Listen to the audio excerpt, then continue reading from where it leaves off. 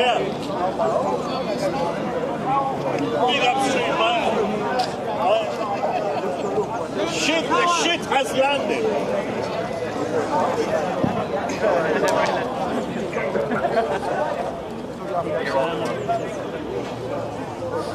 That was mad. All good? So for those of you who are watching, we're now back, and let's do this factually from a legal point of view. As you know, if you know me, I don't do clips. Never been interested in clips.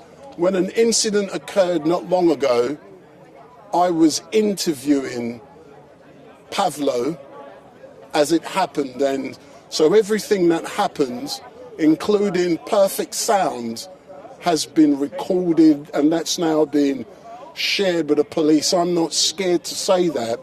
I will be handing that evidence over to the police because it was an unprovoked attack on Pavo, and he defended himself against... Shut up. So he defended himself against an unprovoked attack, which is self-defense.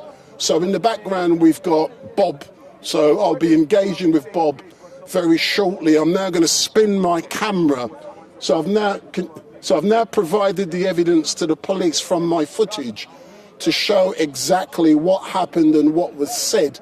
Hence the reason I had to switch the live stream off. So there is now sufficient evidence to show what happened. And where's Pavo gone? I didn't see. He's left. So Pavlo's now gone correctly. So what I will do, I'll engage with you later. So what I will now do is record as the gentleman. Where's Pavo gone? Has he walked that way? If he hasn't walked this way, he must have walked that way to go out the park. So the gentleman's now, I'm assuming he's now been arrested. I'm assuming that. So I'm just going to record it as he's taken away.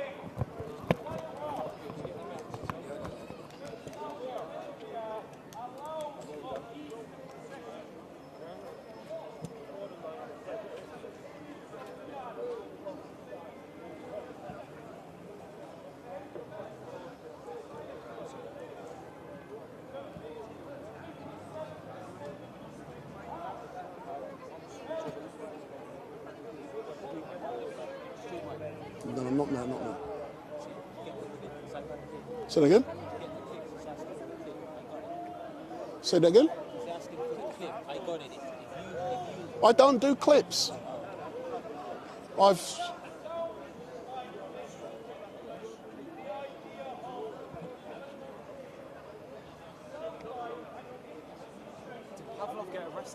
No.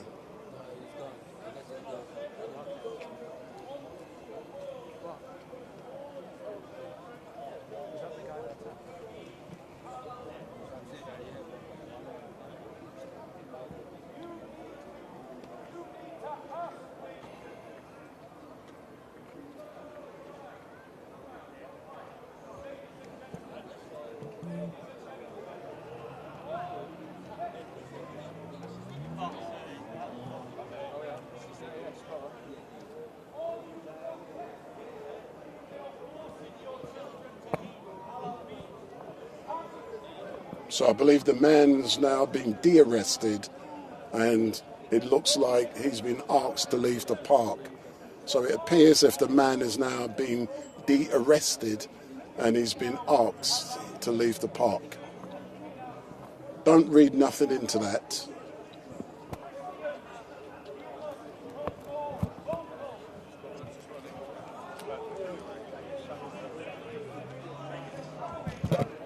I'll give you my, hold on, I'll give you my,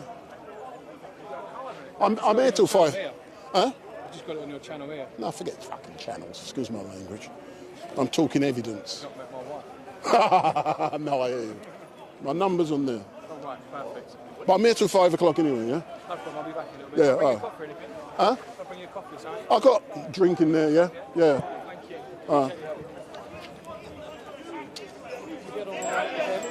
I get on all right with everyone. What did your CC, man? What did your president? It is a barbaric and savage way to slaughter an animal. Can I just get in there? Can I just get in there? Cruel, it causes them pain, and it funds Islamization. So yes, he's right. We should deal with it. We should ban the practice of it. We should make it illegal.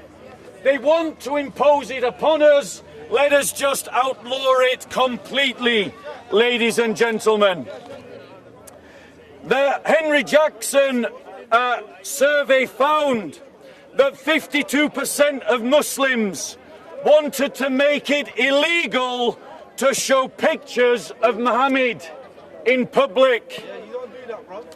We have the right to do it, and we should do it, and we absolutely must do it, precisely because people like him want to impose his religion on other people. Why are you threatening a woman? Why are you threatening a woman? Why are you threatening a woman? Do you see how they behave? Do you see how they behave? Put me on camera. I'm standing here. Put me on camera. No. They have the right to film. Why are you harassing women? Why are you harassing women? Why are you harassing women? Why are you harassing women? You got in her face. You got in her face.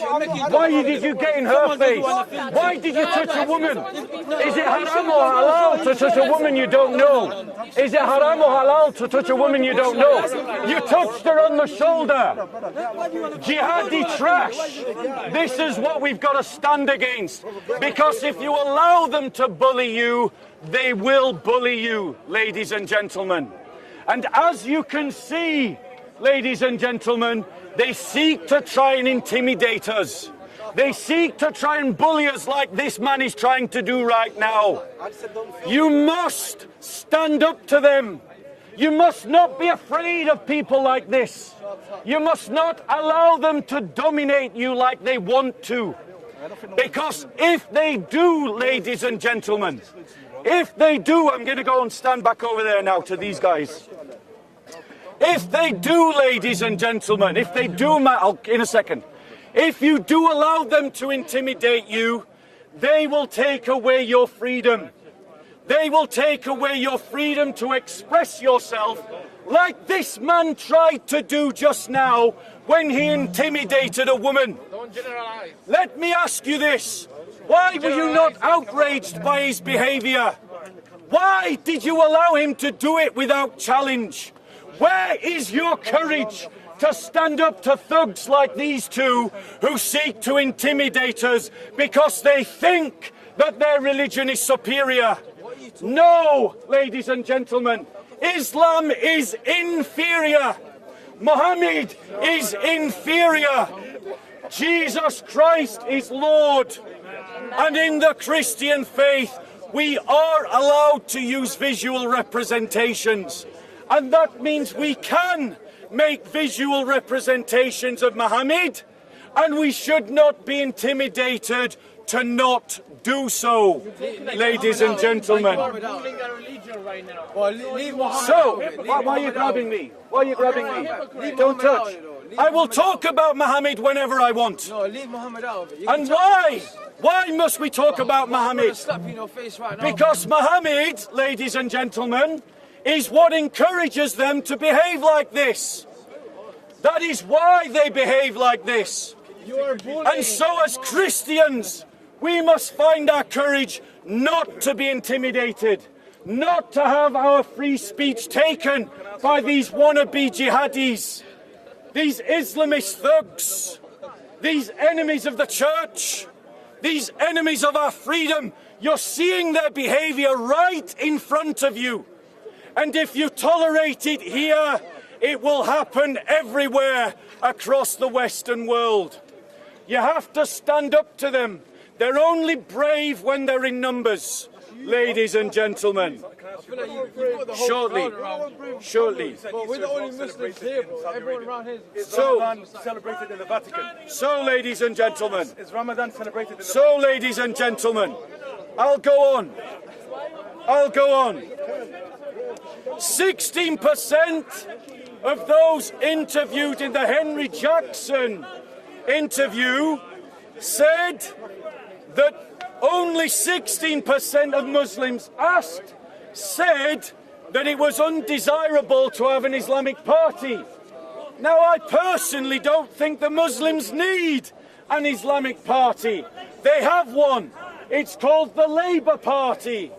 The Labour Party is already an Islamic party. However, in a liberal democracy, there can be no objection to the Muslims forming an Islamic party.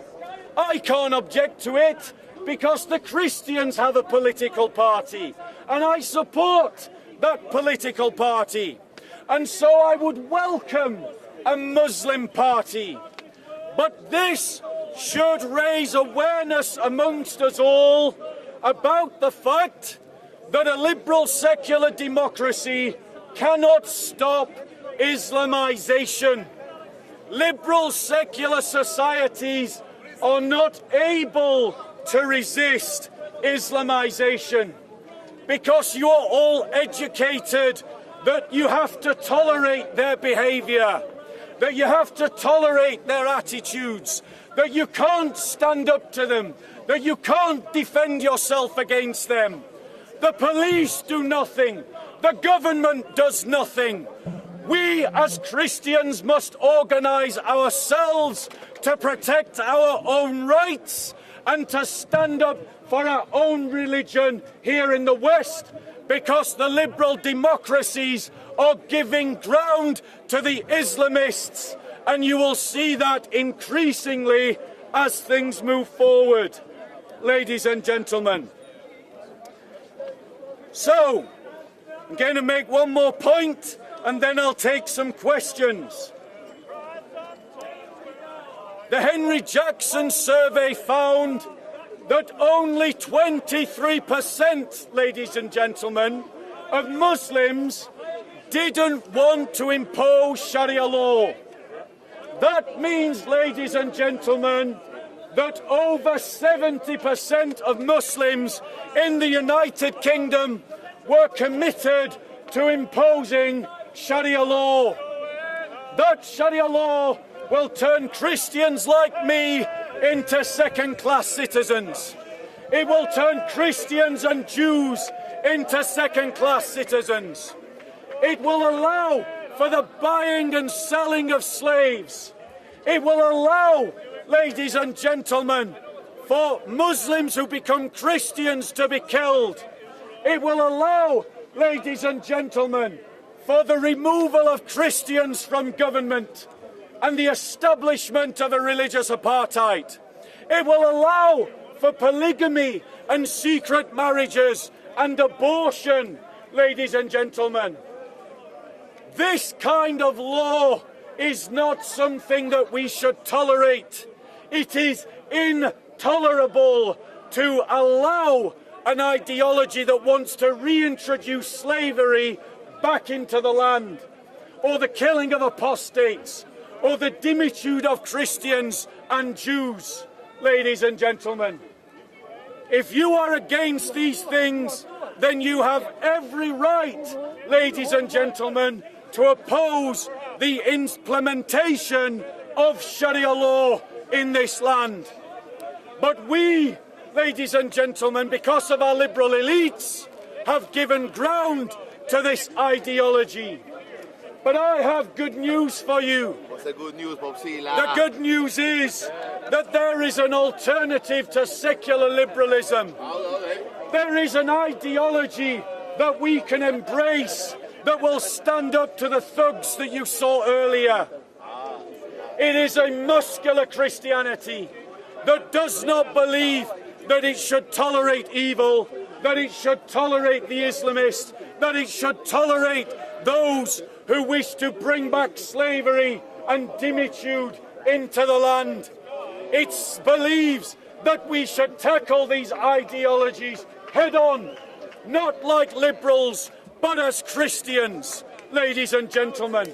It isn't more liberal secularism that's going to save us. It is a fervent, powerful commitment to a fully lived Christian civilization.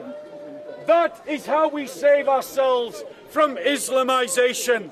Abandon liberalism and embrace Christianity.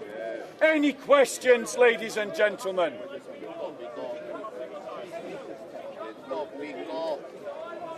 Bob, how would you view we get to a Christian state that you're talking about? So, ladies and gentlemen, how do we get from here to establishing a Christian state? It starts, ladies and gentlemen, by Christians consolidating in Benedict communities where we all move in together and we elect Christian politicians who will represent us in Parliament, and we evangelise inside our communities and around our communities with the certain belief that Christianity is the answer that our world needs.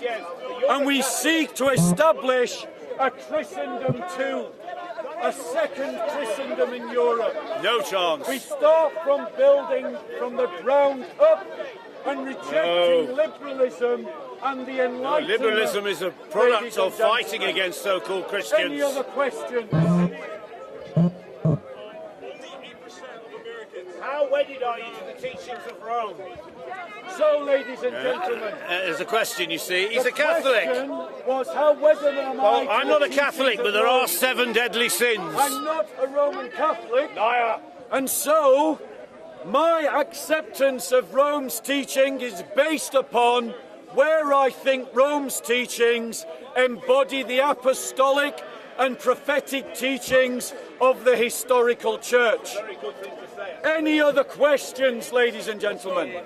Do you apply what the Bible says, or do you go by historical I'm Catholicism? going to ask people, I'll address this question, but then I want people to ask questions based on the topic that I asked. Can I ask you a question? On the topic that I talked about. You Yeah. said for a Christian Yeah, go on. to eat halal meat Yes. was a sin, I think you might have Yes. said. Could you explain your Right, position ladies and there? gentlemen.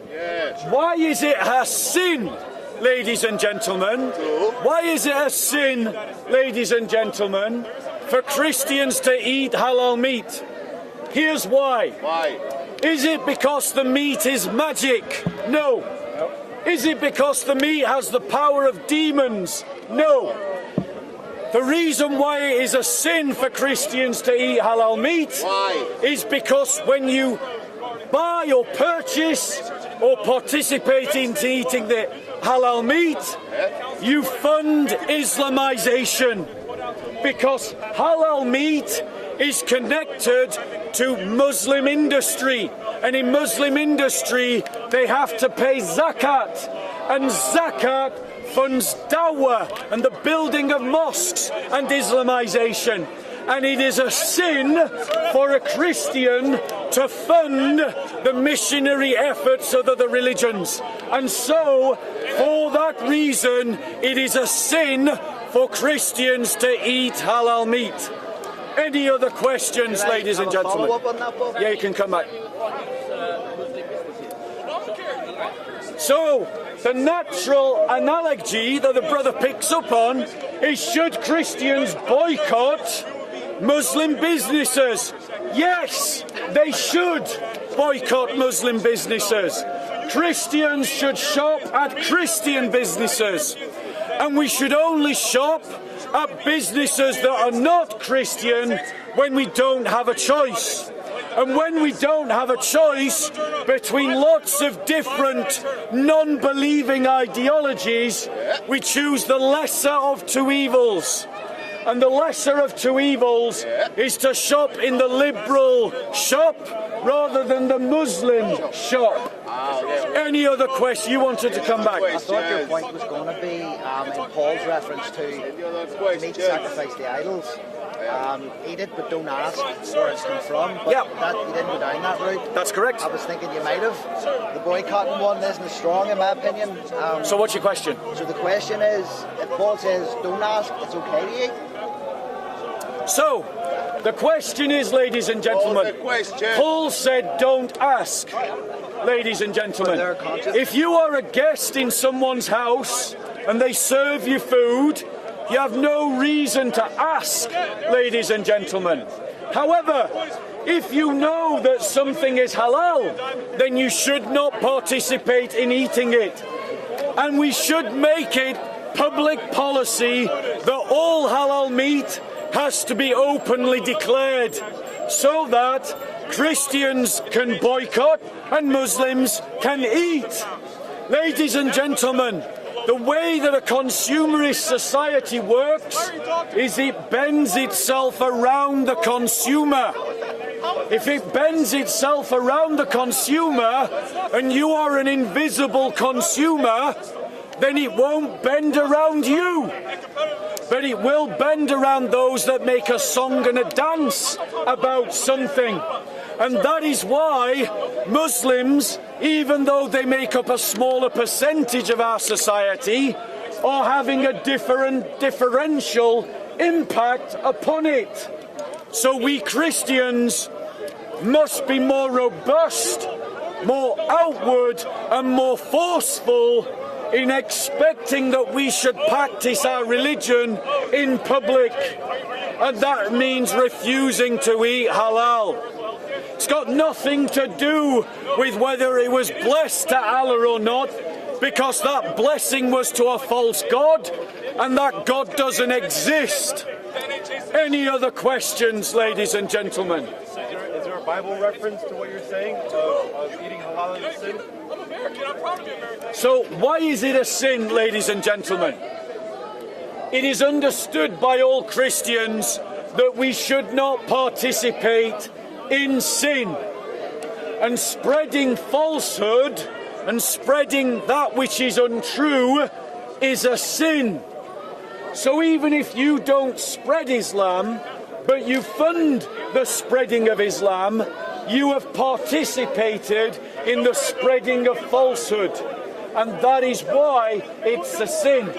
Because as Christians, we should be about spreading the truth, not about spreading falsehood. It says in the Bible, do not be unevenly yoked with the unbeliever. The unbeliever, in this case, is the Muslim and halal meat. If we are funding halal meat, we're funding dawah, and so we are yoked with the unbeliever. Any other questions, ladies and gentlemen? Just having said what you've said, myself being a new Christianity practitioner, congratulations. Working for the NHS, I've got Central London Muslim friends. I'm finding it hard to traverse what you're saying, although aspects of it I agree with. How do I go about my daily life? I mean, I'm very drawn to apologetics and things like that. I try and take as many opportunities as I can to talk to people about Jesus, but I can't do it all day, every day, at work. You've got to remember that you have as many rights as any Muslim in the NHS. So whatever the Muslims can do, and the NHS permits them to do it, you have the right to do it.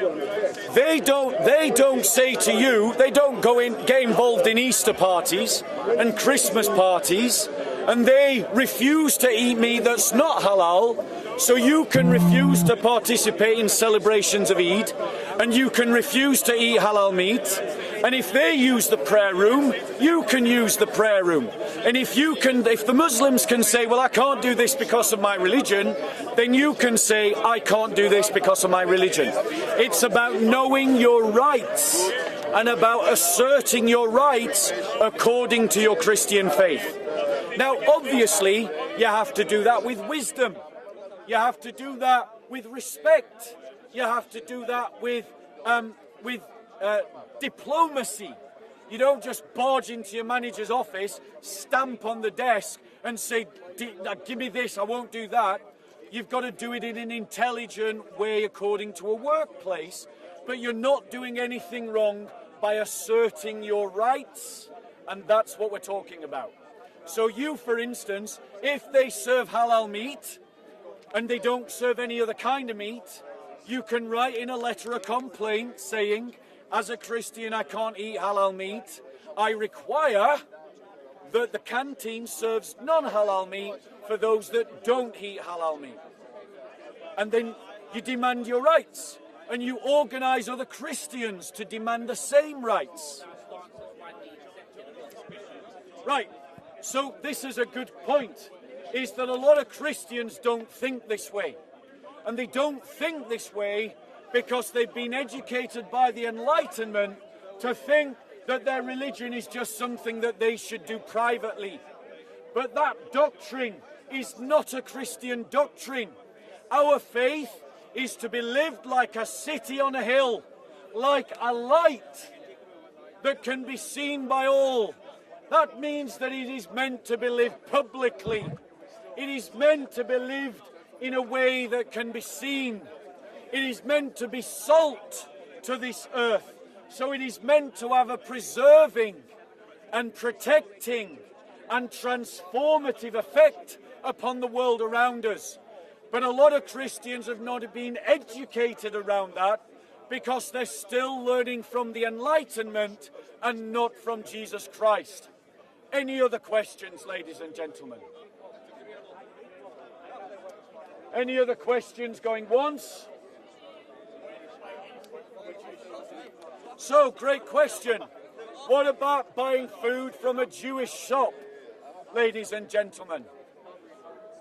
In terms of whether a Christian can eat kosher, as it is, I'm going to come to that. So, ladies and gentlemen, if that money is used by Jewish businesses to resist the gospel, then Christians should boycott Jewish businesses for exactly the same reasons. Because as Christians, we must not fund that which opposes the Christian gospel. And so if Jewish businesses, like Muslim businesses, are funding that which opposes the church, then we should boycott them. However, if you can't shop at a Christian shop, and you can't shop at a liberal shop, and the only shop that you can buy from is a Jewish shop, then buy from the Jewish shop. If the only shop that you can buy from is a Muslim shop, then buy from the Muslim shop, because you still need to eat. Any other questions, ladies and gentlemen?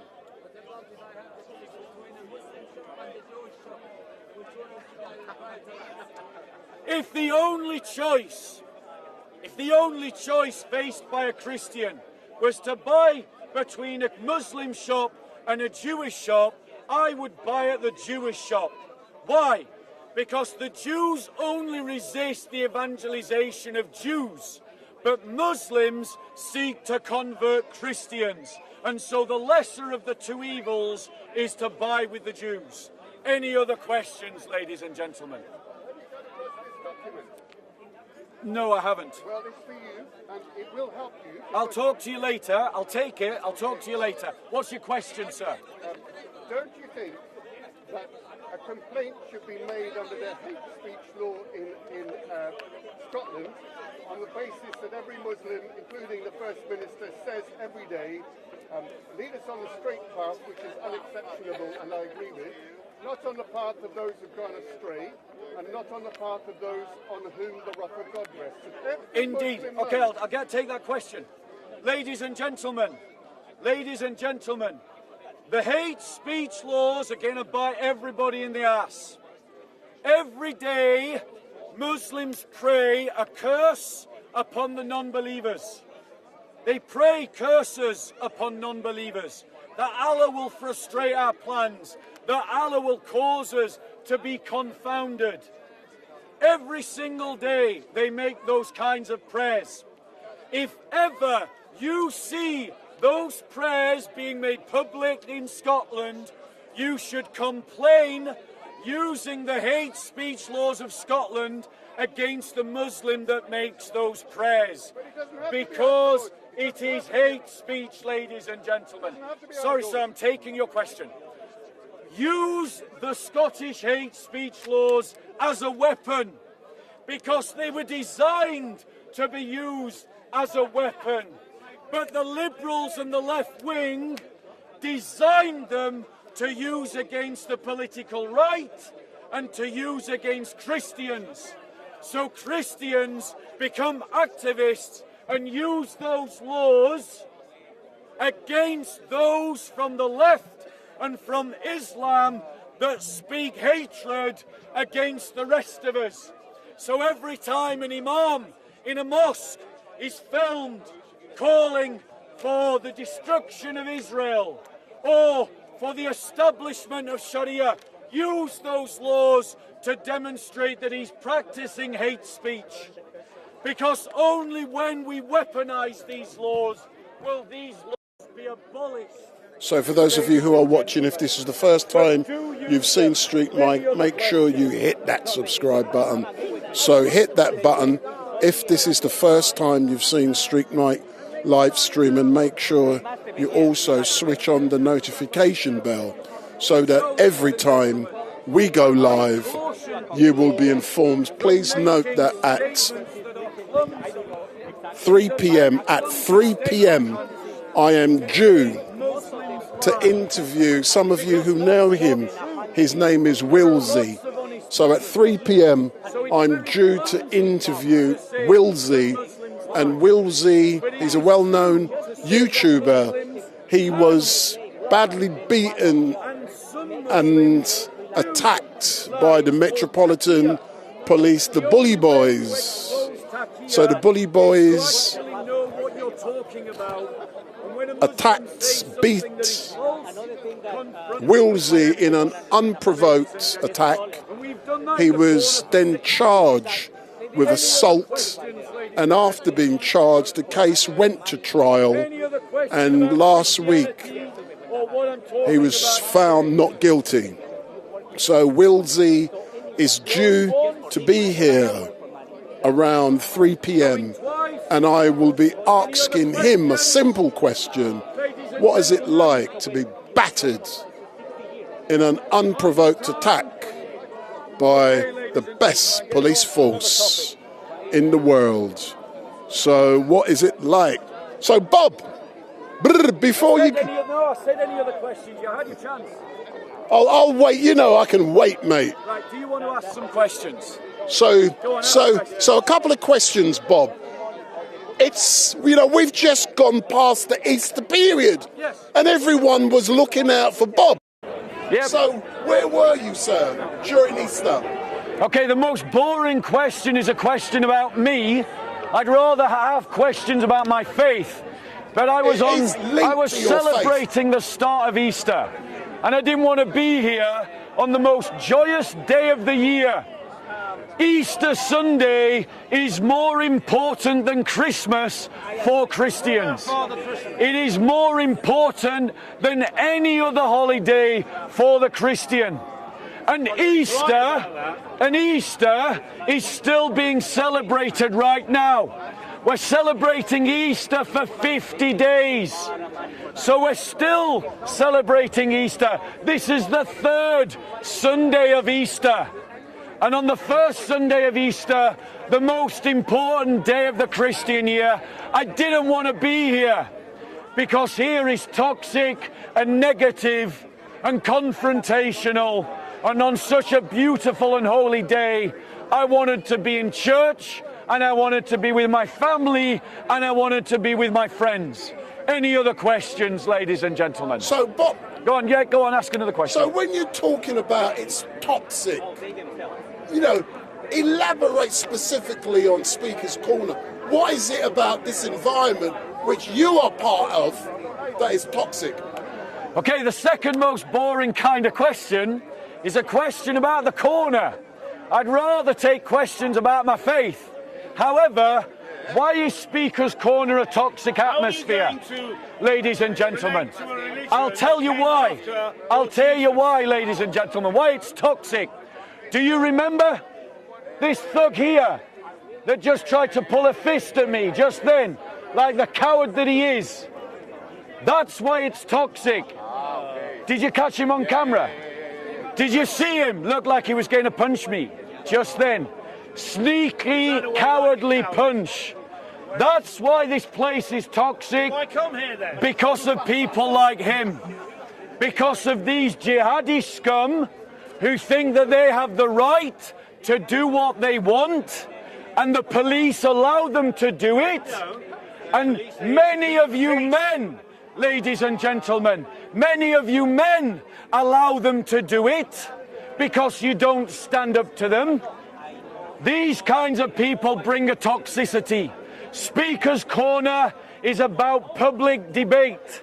It is about argument. It's about discussion and the challenging of ideas. That's what Speaker's Corner is supposed to be about. But as you saw, that little piece of trash just tried to take a swing at me, and his other jihadi dog touched a woman. Touched a woman and tried to intimidate a woman, and we caught it on camera. That's why Speaker's Corner is toxic, because of Islamist filth in this country and Islamist filth in this park that we should all be standing up to every single Sunday. Christian, are you? Any other questions, ladies and gentlemen? Big up. Why don't you Thanks, forgive Bob. them? I'll catch you later on. And later on, Bob, with your permission, one of my followers on YouTube, her name is Ace99, wants to talk to you on the phone, but on live. Yeah, we'll do that. You happy to do that? We'll organise. So Ace99, Okay, ladies and gentlemen. Bobby's going to chat with you later on. I'm going to go and come back. Your chance. Go on. Yes. I wasn't here when the so-called jihadists... Excuse me. Excuse me, sir. Excuse Sorry, me. but Thank you. And as a Muslim... What's your question? I don't believe in religion. No.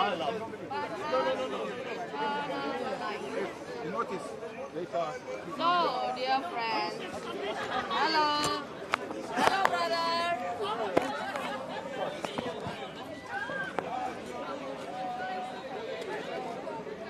So for those of you who are watching, Wilsy is in the house. Wilsy is in the house. So, Shalali, I'm going to be coming back to you in a moment. So how you keeping, girl? You good? Good. I'm very well. Ah. I'm very good. So I'm coming back to you soon. I'm very good. Jesus Christ.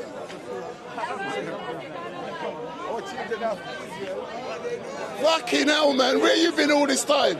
Been around and about. Huh? Been around and about. Just don't do the protest stuff anymore. I don't fucking blame you. It's boring. So Wilsy. Hold on. Go back a bit, go back a bit, go back a bit.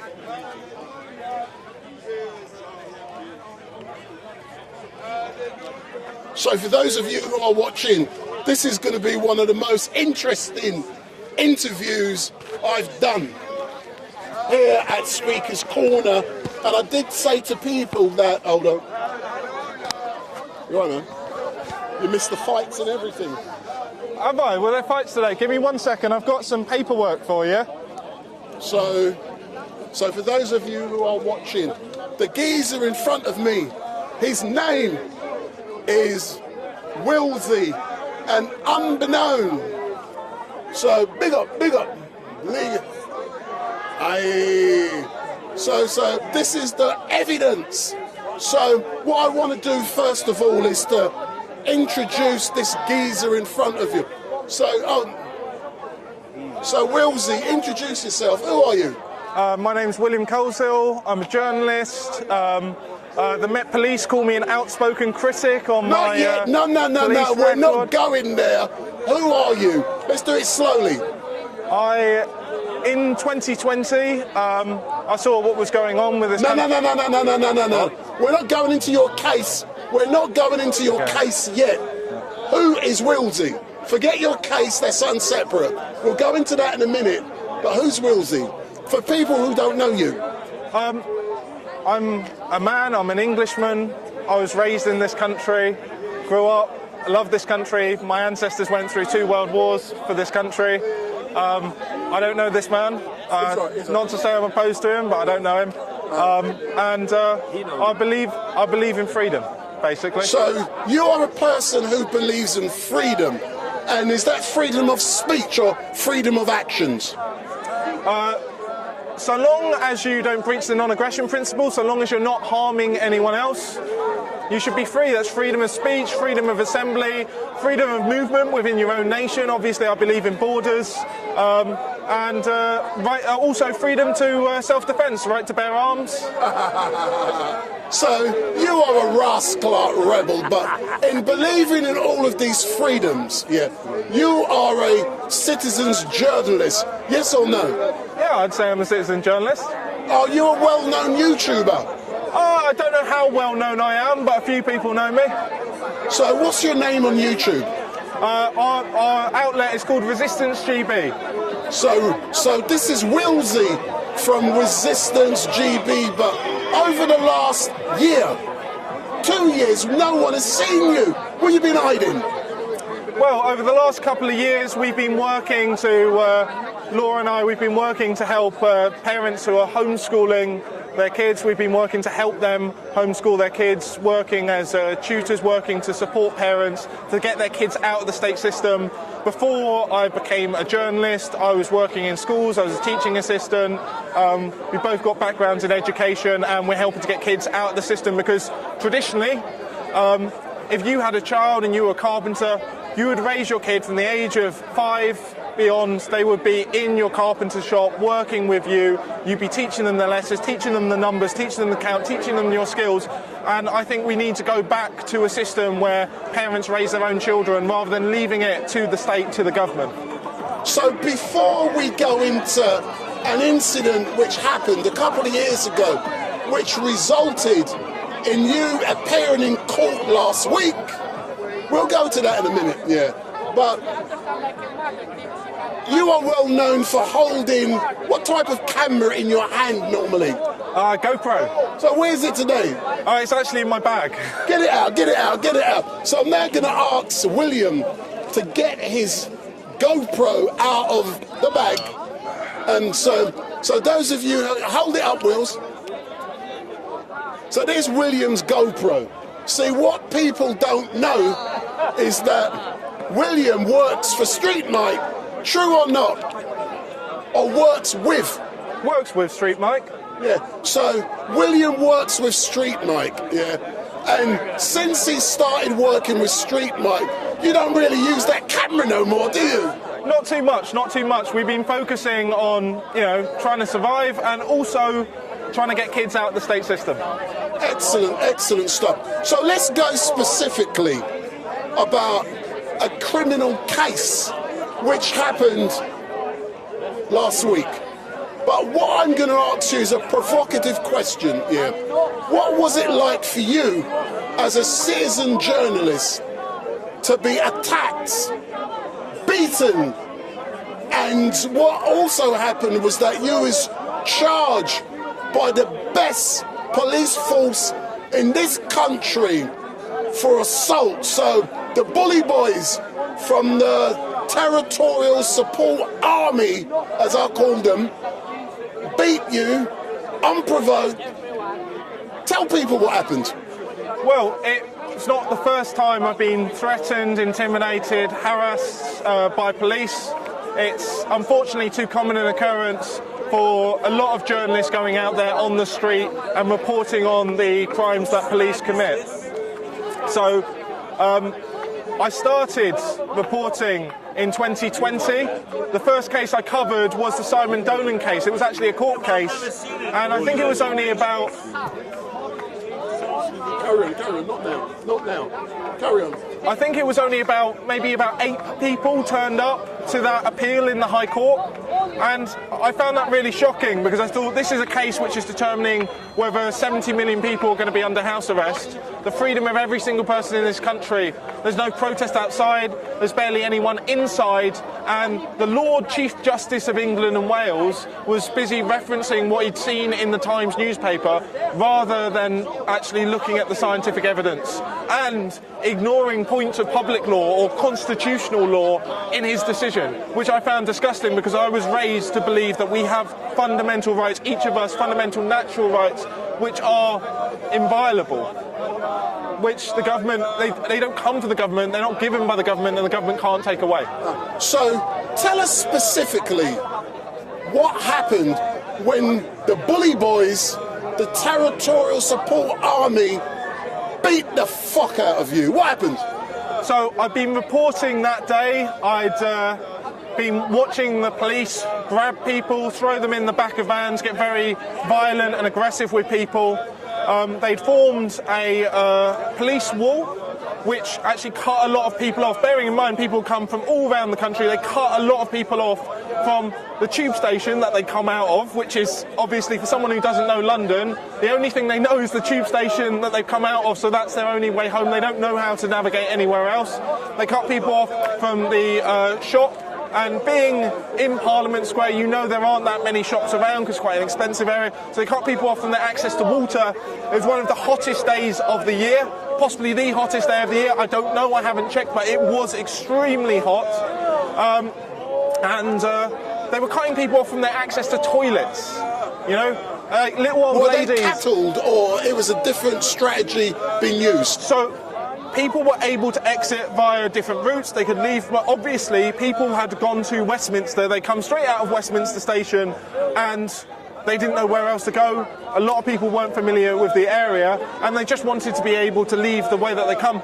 There was no real purpose to it. It wasn't serving any purpose to help or protect anyone because there's no point to it. It was a sort of, it was to punish people. It was essentially a move to wear people down by attrition. Okay, these people are hot, they're boiling hot, they've not got any water, right, let's cut them off from the shop, cut them off from their route to the toilet, and let's hope that they'll disappear off some other route and they'll all go away. But why did the old Bill, why, as using your words, the filth, why did they beat the fuck out of you? So I've been reporting and I ended up on the Westminster Bridge side of this line that they created. I sat down to eat some food, drink some water and smoke a cigarette because I was knackered, I hadn't had anything to eat. In fact, I was being extremely careful because they've attacked me before. I was wearing this on the day to identify myself as press. I sat down on the road island just to make sure, even though they blocked the street, they didn't come after me for blocking a public highway. That's how careful I was being. Even though there was no traffic going to come along, I was being that careful that I sat on the road island.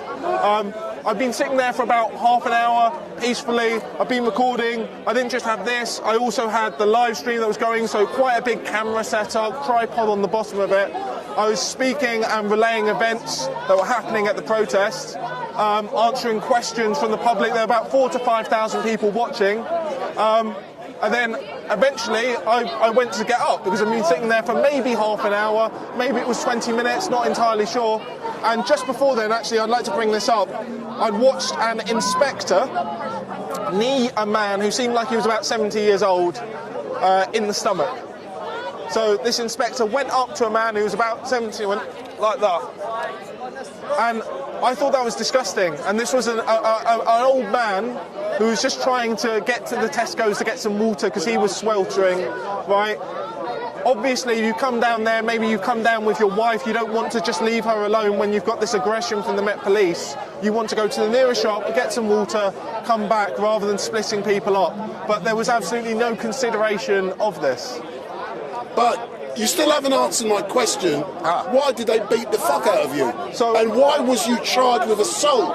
Why did you have to go before a jury? So, as will be seen on the body-worn footage, which we will be producing, so we'll be doing maybe a small documentary into this, showing all of the body-worn footage from the police. If you think it was bad watching it from a remote view, you'll see how much worse it actually was. People haven't watched it. What we're trying to establish, just imagine. Let me go just through it imagine. step by step. Tell people what happened. So I went to get up from the floor. I was sat cross-legged on the floor. I go to get up from the floor. I'm at about here when a woman who clearly was not a protester but was standing in the middle of the protest right, very close to me. It seems to be some sort of police spotter, right? You can never be 100% on these things, but I'm almost certain that she was undercover police, right, who had been staring off like this, suddenly goes and steals my knife. So this woman... Oi, fuck off. I'll fucking slap you in your head, bro. Go on, now. Go on, now, slap me in my head. Why are you telling me to fuck off, though? Because you're an idiot. Carry on, Wills. You're fucking idiot. So this woman came in and she stole my knife. As everyone knows, I always carry a knife. I carry a folding, non-knocking blade under 3 inches for general utility. Got one on me today. No need to go there. Got one on me today, as no need ever. to go there. Right? The police have repeatedly given me back my knife when, you know, they've attacked me before, had me in a cell. They have to give it back to me because it's mine. It's completely legal. Well, I was about this far off the ground and this woman swooped in like an eagle, stole my property, went straight up to the police and went, rather than act via PACE protocol, that's Police and Criminal Evidence Act, rather than go by the sort of the Pelian policing principles, rather than use just common sense, okay, they use this as an opportunity to run up, violently grab me, did not say I was being detained, did not say I was under arrest. I said, breach of the peace, breach of the peace. All right, man, good to see you. Indicating that I was being assaulted, a breach of the peace was happening on their part, and tried to shake them off. I didn't throw any punches, didn't attack them, right? They slammed me down onto the ground, jumped on top of me, started punching the absolute living daylights out of me, put their entire weight on my head, on my skull, right? Were kneeing me in the back. There's an elbow to my spine. They dumped their fingers. Oh, it's all in the body-worn footage, and this will be coming out, and we will be holding these criminals to account. They're digging their fingers up into my skull. It was absolutely horrible, and they were torturing me. And I was saying, they have assaulted me. Stop. I'm a journalist. I'm reporting on these events. Okay? And I was screaming. I was screaming, and I was screaming, and they continued. They should never have done this. This is not how you approach someone. You don't jump someone from behind. A quick question. Why do you believe, because we can now talk about this because there was a criminal trial which we'll go through, but why do you believe the police violently attacked you? Why do you believe, like you was trying to say, they were putting their thumb up in the butt? Why were they all doing this to Wilsy, the innocent journalist? I believe I've got a reputation amongst them of exposing them committing crimes. So I film them kicking people in the head, hitting people with batons, violently shoving people, false arrests, threats, intimidation, just a myriad, kicking people, punching people, macing a whole crowd like that. A lot of unprovoked, violent, aggressive actions by the Met Police, and we've got to look at who are the sort of people who join the Met Police. They tend to be people who are violent people who want a sort of badge, who want a licence to go and conduct their violence. Are you trying to tell me, Wills, you know I'm being devil's advocate, yeah, that our Metropolitan Police behave in the way you're describing all of them, and they're not there to protect and serve our people? Is that what you're trying to tell me?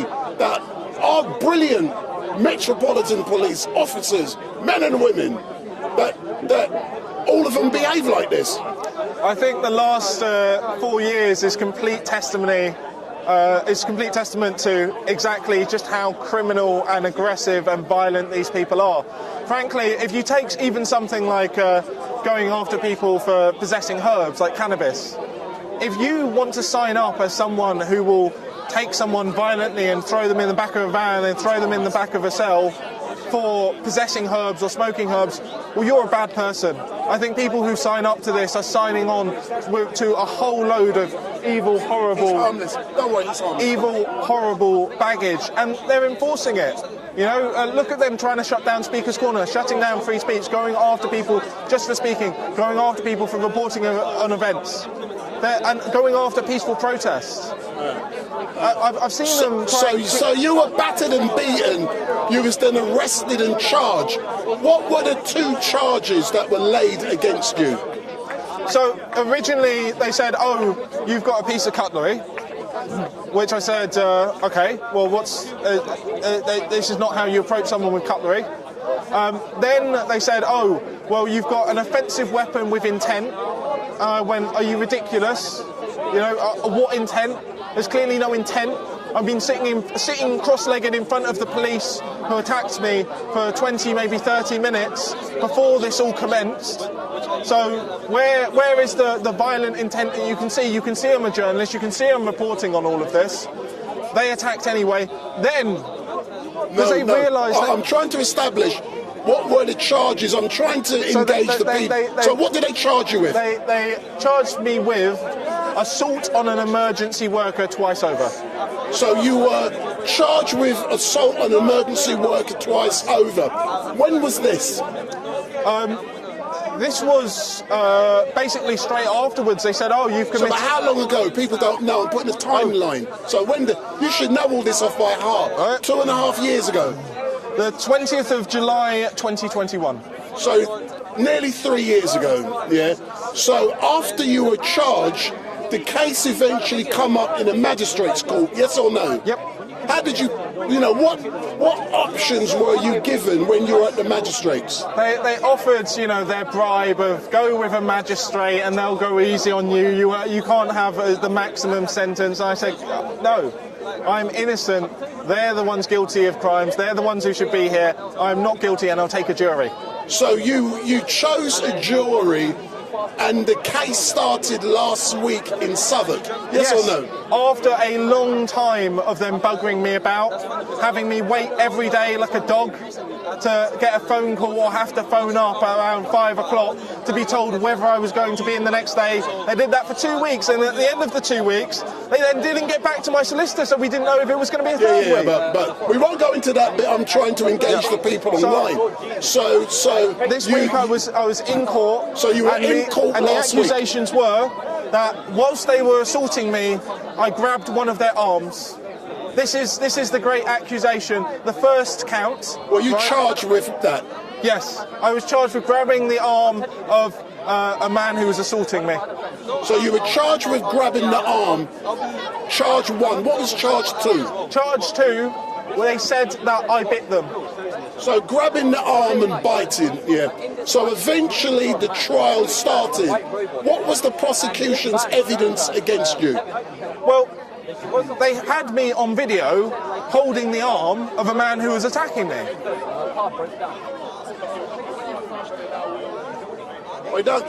This is Speaker's Corner. It gets worse. So they had, and I said, look, I could try and deny this or say it looks different, but no, I did grab this man's arm, and the only defence against that was self-defence. So for charge 1, yeah, you admitted you did, but your justification was in self-defence, yes or no? 100%. Yeah. So how about charge 2? What was their evidence to support charge 2? So obviously there's no physical evidence, no examination by a nurse, no bite marks, no medical reports that show any injury, none of the body cam, no footage from anyone in the crowd. All they had was perjury by 2 of the police. Right, so what was the defence's strategy in defending the 2 charges? And then we'll go on to what the outcome was. So we've heard the prosecution. What was the defence? Well, our defence was I was violently attacked. As anyone could see. I was violently attacked. So the first charge, purely self-defence. That was the only defence on it. The second one was that they committed perjury and it did not happen. There was no bite. There is no video evidence. There is no log of an injury. There is no photographs. There are no photographs of it because it just didn't happen. They got up and barefaced committed perjury in the court, and they should be locked up. Not only did they do this attack... Oh, no. Yeah. We'll do it logically, we'll come to that, yeah. So in the second charge, yeah, you had a defence, it didn't happen, and etc., etc. eventually the jury retired to consider the evidence. What was the outcome of the jury's deliberations? For a while, we had no result, and then the judge lowered the threshold. And very soon after that, we had a result saying that I was not guilty for the grabbing of the arm. So that would only be on grounds of self-defence. So they accepted my grounds of self-defence against the Met Police. And then after that, and that was unanimous. Every single one of them came back. On the second charge? On the second charge, we had a hung jury, but it appeared very clear to us that it was only a few holdouts in the jury who were stopping a majority verdict from being reached. So it was a hung jury, so that means on charge 1 you were found not guilty and you were cleared. On charge 2 it was hung. That means the charge still stands until what? Well, until that Friday. Oh, thank you. Until that Friday, at which point the CPS decided to, at last, drop the case. So on Friday, the CPS decided to drop the case. So that means you were a free man, yes or no? And that is equal to not guilty. So that's equal to not guilty. So on the two charges, not guilty, yes? So what is the next course of action after being found not guilty, after having to wait for nearly 3 years for the case to come to court? And I'm assuming because a not guilty verdict was returned, potentially there's issues about, hold on, did the filth tell lies? So what happens now? Well, now we go after them. We go after these criminals who attacked me. How we do it? We've not got every single detail there, but I'm taking legal advice and we will be going after them, whether it's a private prosecution or whether it's a civil action. We want them to, we really want these people to be sacked, because they shouldn't be doing this. They should be sacked, they should lose their jobs, they should lose their pensions, and they should be locked up. You don't attack people like that. It's disgusting. It's disgusting. If they weren't wearing a checkered uniform to go with their checkered reputations, then they would have been banged up by now. But so since this has happened to you, Wills, has your perception of the Metropolitan Police changed? Has it improved? Has it been reinforced? Do you want to be employed by the Metropolitan Police? Would you ask a member of your family to join the old bill? What's your feelings now, Wills? If someone's a member of the Met Police, I wouldn't speak to them. I wouldn't speak to them. I mean, I might go up and say, what's going on here, a protest or something like that. But in terms of being a friend to some of them, enjoying a drink with any of them, no, never. These people are criminals. They're part of the biggest criminal gang in London. They're the ones protecting the criminals in Westminster. They're the ones who enforce the illegal, unconstitutional lockdowns. They're the ones who lock innocent people up for the, as political prisoners for having herbs. They're the people who go and hunt people down because they put tweets on Twitter. These people are disgusting. They're abhorrent. Right? And if you take away the uniform, and what have you got? Just a thug. They're just thugs. They're just yobs. You know I like to be devil's advocate, yeah? I'm now going to ask you some dodgy questions. Can I ask you some dodgy questions?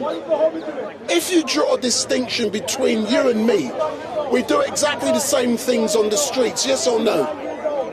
Why do you get nicked and I don't? Because you tend to stay back. You tend to stay back, you tend to keep back. You'll get in, but at certain points you'll draw back. For me, I know what my rights are, and I rather than take a path of lesser resistance, I'm not saying least resistance, because least resistance you wouldn't be out there, right? But you take a path of lesser resistance, I will happily take a path of greater resistance because I'm within my rights, and I don't see any obligation on me to allow someone to infringe upon my rights. Why should I back down when I am acting lawfully when I'm not harming anyone, and in fact I'm doing my duty to my country by reporting on the crimes of this corrupt government and this corrupt institution.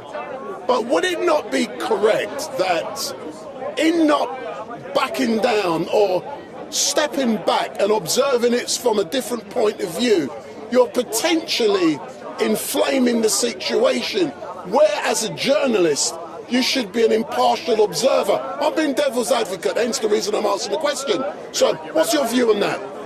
I don't think I do inflame the situation. I think when I go up, I may question the police. I say, why are you doing this? Okay, I'll have my camera, and I'll put my camera there, and I'll be filming what's going on. But am I assaulting them? No. Am I threatening them? No. And generally, these are situations that the police themselves have caused by being aggressive. It's not my job to give them all the space that they would like. Well, I don't have to do that. My job is to go and report on what's happening, and I want to be as close as reasonably possible to capture what's going on. It's nothing more, nothing less. I need to capture what's happening. I need to show people the crimes that are happening. So are you willing to take questions from a few people online, Wills?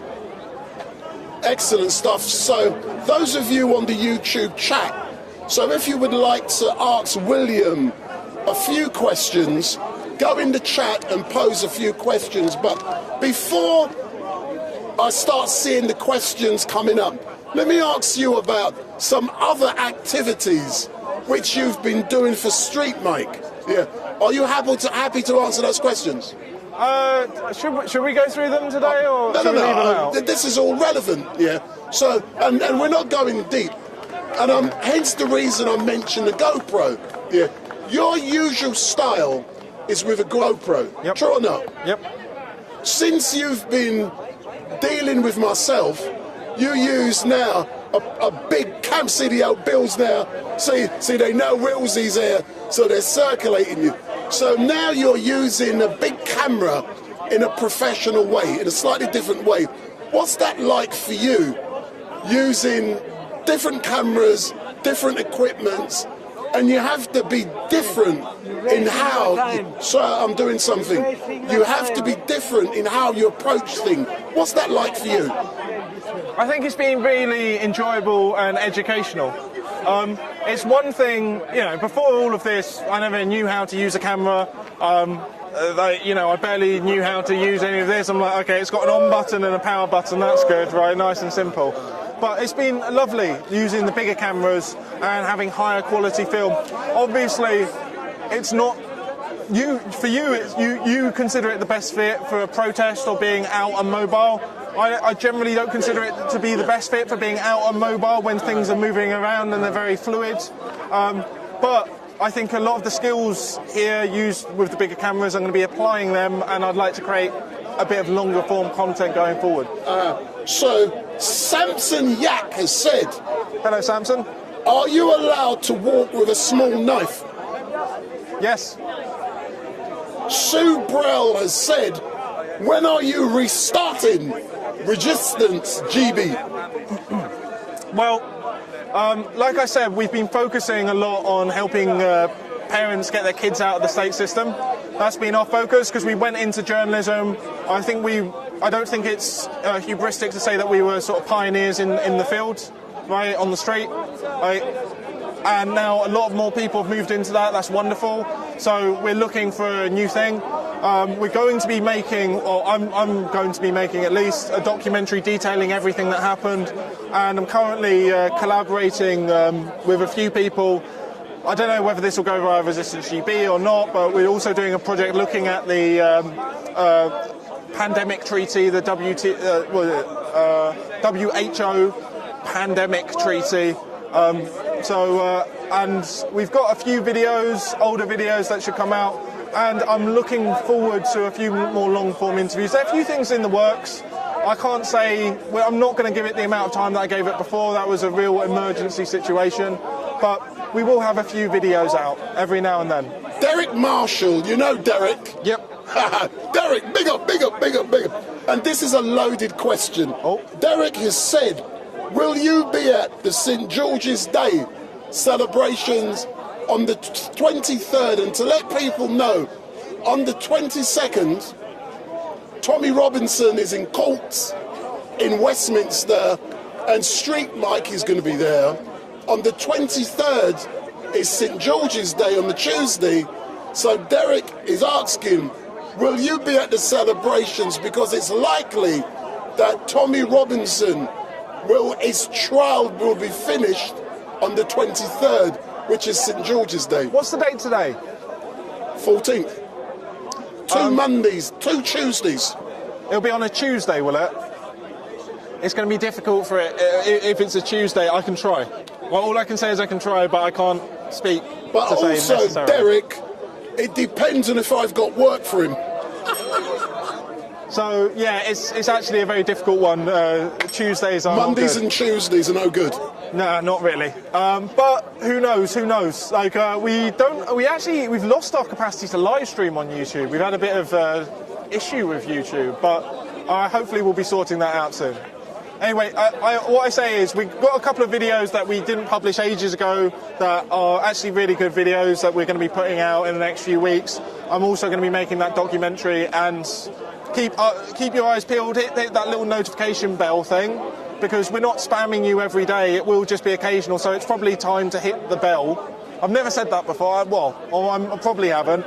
But yeah, do that, keep updated with our stuff, and we should be putting out occasional videos, and I want to look at doing a few interviews like this with nice big professional cameras. So will you not be going and say hello to the old Bill who my cameras are now pointing at?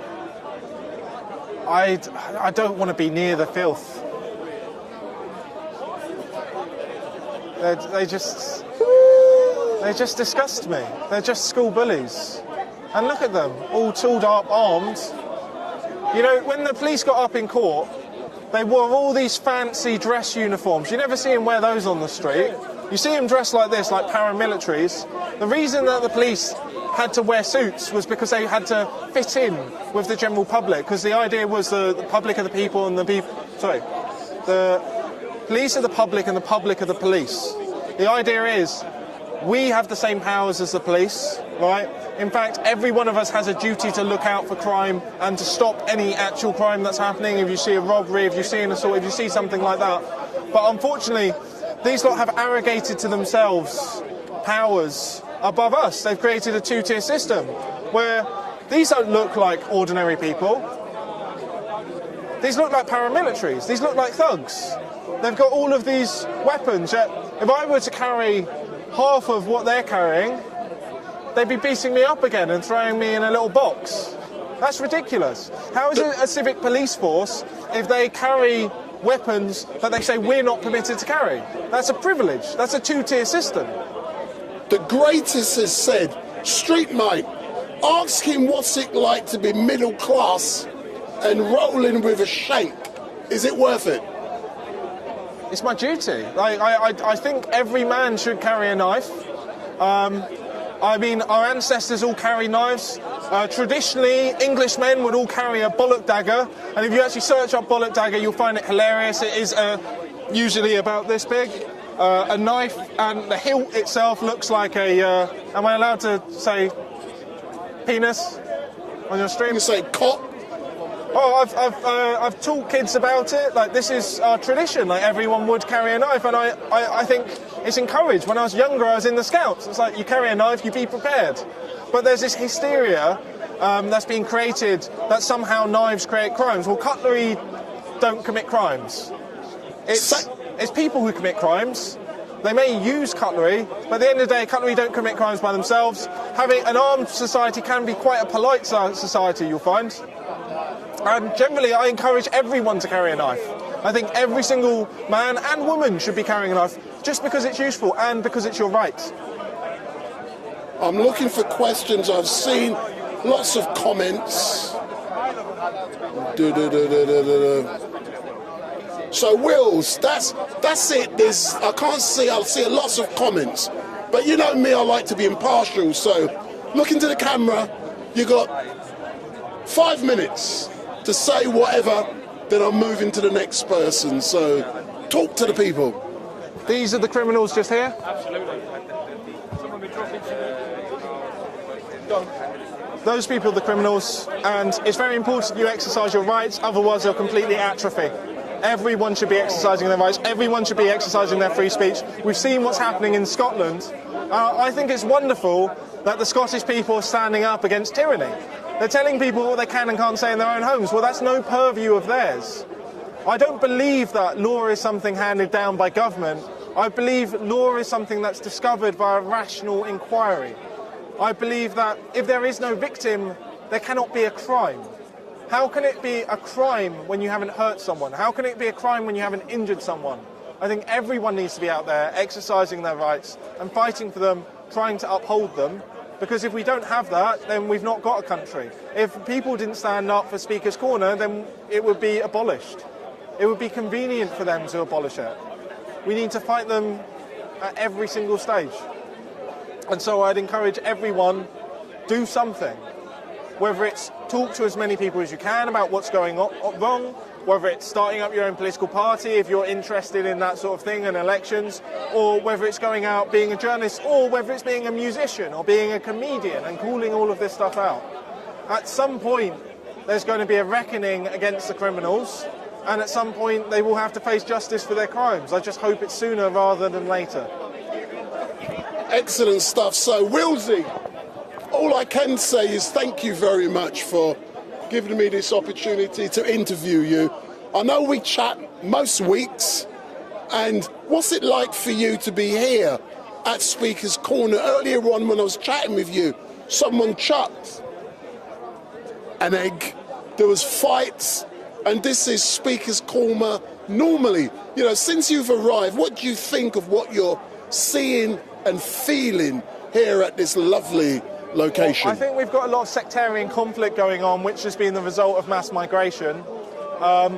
Frankly, I think what we need is a generally homogenised culture. We need to go back to being a British country for British people, and if people want to come and integrate into our culture, then that's acceptable, but not in a massive flood. But are you British? Yes. Historically? Yes. Because I would say you're not. Why not? Looking at you. I'm being devil's advocate, don't be offended. Oh, long time no see. Oh, hold on, come round. Right, do you know this geezer standing next to you? Of course I know this geezer standing next to me. Who is he? This is Wills. So tell me something. You haven't seen Wills for how long? Oh, about 5 months, 4 months, 4 or 5 months. Yeah. So now you've seen him here at Speaker's Corner. He seems taller. He seems taller. I've been invited him down here to interview him, but now you've seen him in real, for real. You know, does it feel great that the great Wilsy is here? Yeah. He's a rebel, man. Thanks a lot for that. No, we're not friends anymore. No, quite literally. Like, I love Wills. I love Laura. They're a great team together. He's always been out on the streets. So the only thing I'm disappointed in, remember my video on the thing, it's not on YouTube anymore because they took them all down, didn't they? Yeah, but it's on Odyssey. Yeah, and I have it myself anyway, but quite literally, you can I don't have 114,000 hits on it, that's the thing. But you did get a lot of hits. I love the little counter where it went ding, ding. Ding, ding, ding, I know, yeah, it was very good. This guy. Excellent stuff. So, sir, no problem. So, Wilsy, thank you very much. I believe you're going to be engaging later on with another famous person here at the corner. Who's that? Well, Piers asked me to come down because he's doing a thing, so I'm going to see what the hell's going on with his thing. So what time did he say to be here? Oh, he said 3 o'clock. Is it 3 o'clock now? Yeah, but it is about 3:05. But with Piers, if he says 3 o'clock, what time does he really mean? Probably about 5, but I've got to head off at around 4, so we'll have to wait and see whether he's here or not. Excellent, but I'm going to see you on Tuesday night. You're coming around the house to collect stuff, but we can chat about that later on. So I'm just going to move the camera around slightly, and I'm going to chat to Wills off camera for 1 minute. Not guilty.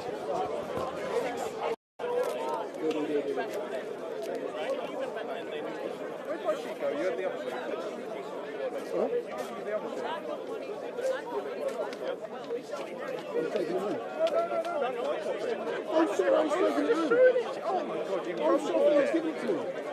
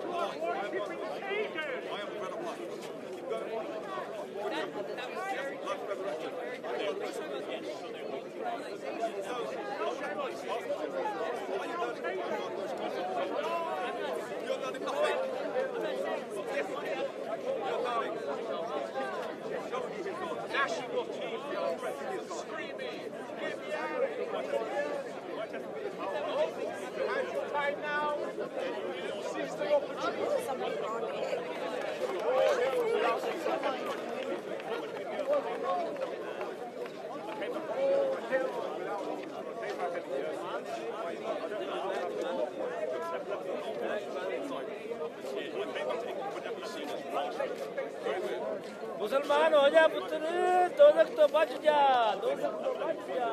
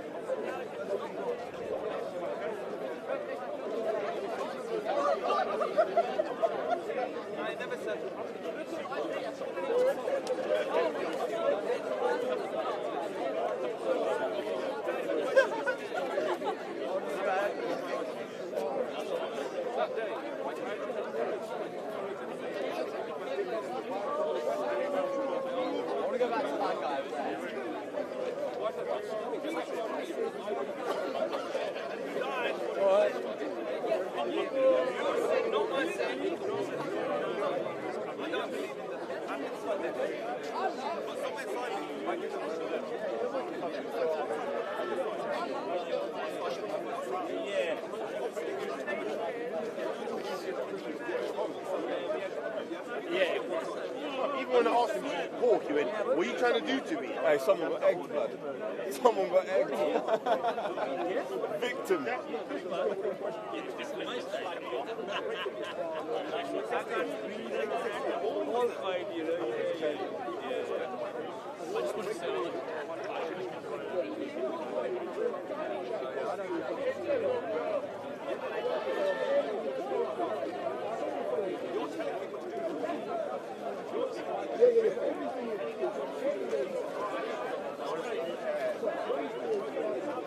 I prefer the kids and the babies. Who doesn't? I'm getting as soon as I can, but I can't.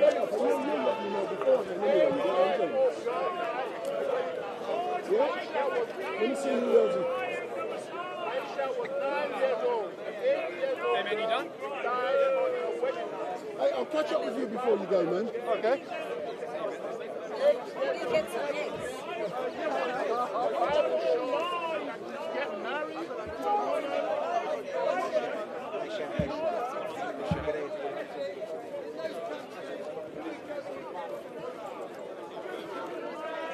Iraq, Syria, Lebanon, Afghanistan, Excuse me, Yemen. sorry, thank you.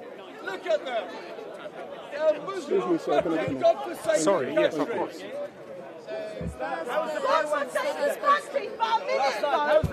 It cost the Iranians a lot of money. How many did they kill? Not even one person. The one person they injured was a Bedouin girl. Yeah. Was that a good risk? If you want to, yeah. So I think the Iranian attack on Israel yesterday was pathetic. I don't know who else shot down those drones and missiles. It wasn't just Israel. Jordan, Britain. It's great, yeah. You know, on one side, you've got nice democracies. On the other side, you've got awful dictatorships. Who are you You look upset around with? the world, Nobody. the best countries to live in are democracies. The worst ones are dictatorships. So yes, if you are on the side of Iran and Iraq and Syria and Hezbollah, I'm not lying. Name one lie I've told. Can anybody name one lie I've told? No, you can't. You shout out liar, but you don't know any lie that I've told because I haven't. And then you said, actually, I don't believe in the Quran or Islam. Two and I'm sides not you want to Muslim. be on. So that's a lie. Most You told me importantly, we know on that he side said with this. God. Remember in the video? Secondly, And then I on asked side him a with question, but he didn't want to answer my question. Because democracies have a much better life. Answer her. The reason why many Muslims come here is because we're a democratic country in Britain. You have a much nicer life here than you do in Pakistan. If this is the first time you're watching StreetMic, make sure you hit that subscribe button. So hit the button, hit the button, hit the button. You have two options. You can either make peace with Israel and live ever after, 2 states, or you can keep on attacking Israel. And where's it got you? Every time Israel's attacked, those who attack Israel come off far, far worse. Far, far worse. Israel was attacked in 1948, in 1967, in 1973, and Israel won all those wars. The Arabs started it, but Israel won. Hamas attacked Israel on the 7th of October. Who's come off worse? Gaza or Israel? Are you Jewish? Are you Jewish? Doesn't matter, but I am, yeah. Yeah, I am, yeah. So, whoever attacks Israel... World War III had Disagree. That's his personal opinion. It had already started. His personal opinion. Why did Hamas attack Israel? Why? They don't want to negotiate a peace deal with Israel. They want to destroy Israel. That's why. So, Israel regularly says, come and make peace with us. Why don't the Palestinians take that offer up? As it says in the Bible, seek peace and pursue it. The main problem coming from Israel's made peace with every country who will make peace with Israel. All those countries who used to attack Israel, 8 of them now have made peace with Israel. God bless Egypt. God bless Jordan. God bless Morocco. God bless United Arab Emirates. God bless Bahrain. God bless Jamaica. And others. And you know, yes, I like Jamaica. It's nice. Yeah. Turkey, Muslim Turkey, was one of the first countries in the world to make peace with Israel in 1948. And Muslim Kosovo, not only has it made peace with Israel, it's put its embassy in Jerusalem. Well done, Muslim Kosovo, for putting their embassy in Jerusalem. Why you don't like Russia? I like Russia, I don't like Putin. Why you don't like Putin? Look at what he's doing to Ukraine. Ukraine has never attacked Russia. The Palestinians many times have attacked Israel, but Ukraine's never attacked Russia. Yes, they attacked them, yes. Ukraine gave up its nuclear weapons to please Russia. Ukraine gave up its... did not apply to join NATO to keep friends with Russia. This country. And what did Russia do? So basically, they invaded Ukraine. Get our world map and say, I don't like this country, this country, this country. Give up your nuclear Where are you weapons. from? Ask him, where are you from? Mad. He's from Poland. Is he? No. So, Israel's got all these weapons. Israel is on side with God's prophecies. God. You attack, Israel wins. No. A minute ago we were talking about Russia. We're going for, I'm jumping all over the world map. Let's fix the one Do you know, every Western democracy has diplomatic links with Israel, and they like Israel, they like Jews. In the Muslim world, in some of the Muslim world, they've had years of their governments demonising Jews and demonising Israel. Do you know? And Allah in the Quran says they'll come back, and they have done. That's good. No. So, all you're going to do is make peace with Israel and live happily ever after. It's so simple. Again, you're quoting Egypt managed it. Jordan managed it. The Palestinians could do it as well. There was a time when the Arab world was dominated by Saddam Hussein, Colonel Gaddafi and Hafiz al-Assad. Why you don't like Putin? And other countries that wouldn't make peace with Israel were scared to. But Saddam Hussein's gone, killed by his own people.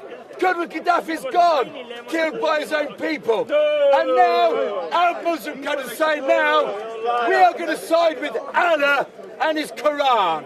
And if Allah says the children of Israel will return, that's good enough. Excuse me. And he has done. And God bless all those countries who've made peace with Israel. And God bless all those countries who said that the attack on Israel on the 7th of October was horrific and against the Quran. Well done those Muslims who said that.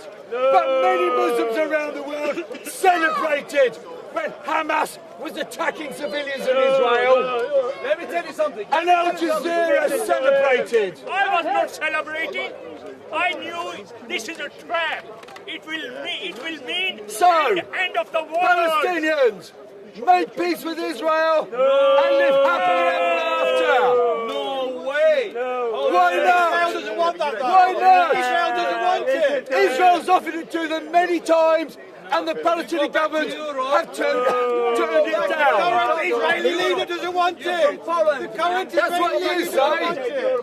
No, what Netanyahu says, you can have your own state, but we will control the army.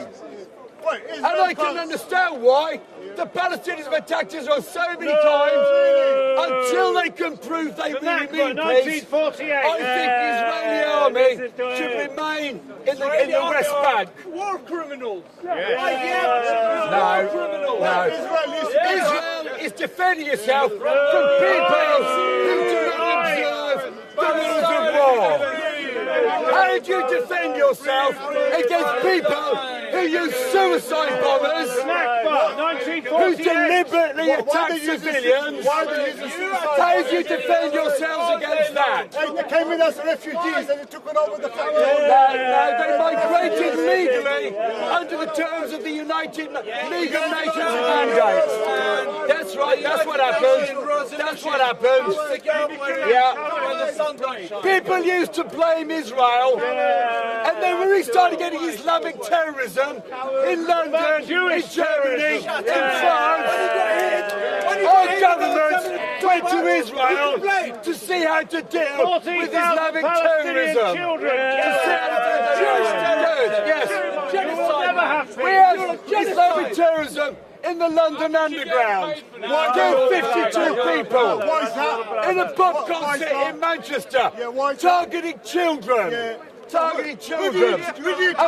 People like him don't criticise it. No. On London Bridge, they got security arrangements because people go in cars, drive into people. All over Europe they've been doing that. And the governments go to Israel to see how to deal with Islamic terrorism. And they don't criticise Israel anymore because now they understand. So don't forget, if this is the first time you've seen StreetMic, hit that subscribe button and switch on your notification bell. And every time we go live, you will be informed. Please note, StreetMic will not be here next Sunday. There is no StreetMic on Sunday the 21st. There is no StreetMic next Sunday. Well done, Iran. Well done, Iran. Good job there. Everyone taken down. Every single one taken down. Not one hit Israel. A single fly was not hit by those missiles. Look at this. A Palestinian Bedouin girl. Long live Hamas. The Iranian drones true resistance injured one person, a young Bedouin girl. That's all they did. Killed one of their own. This is a proxy war. You've been trying to screw Israel since 1948, and you failed every time. You attacked Israel in 1948, you failed. You attacked Israel in 1967, you failed. You attacked Israel in 1973, you failed. And some of you have learned. Egypt and Jordan have now made peace with Israel. Hooray! But Syria hasn't. Egypt and Jordan. Palestine hasn't. Lebanon hasn't. Steve C, how cheeky you said, show us another fight. So you're only tuning into StreetMic live stream for a fight? What kind of rascal is that? You are the people who watch. I was under the impression that the people who followed me had class, had dignity, have respect, have decorum. Obviously not with a comment like that. Steve C, show us another fight. And Sloopel has said he or she predicts a riot. See, you guys are only tuning in for entertainment, not education.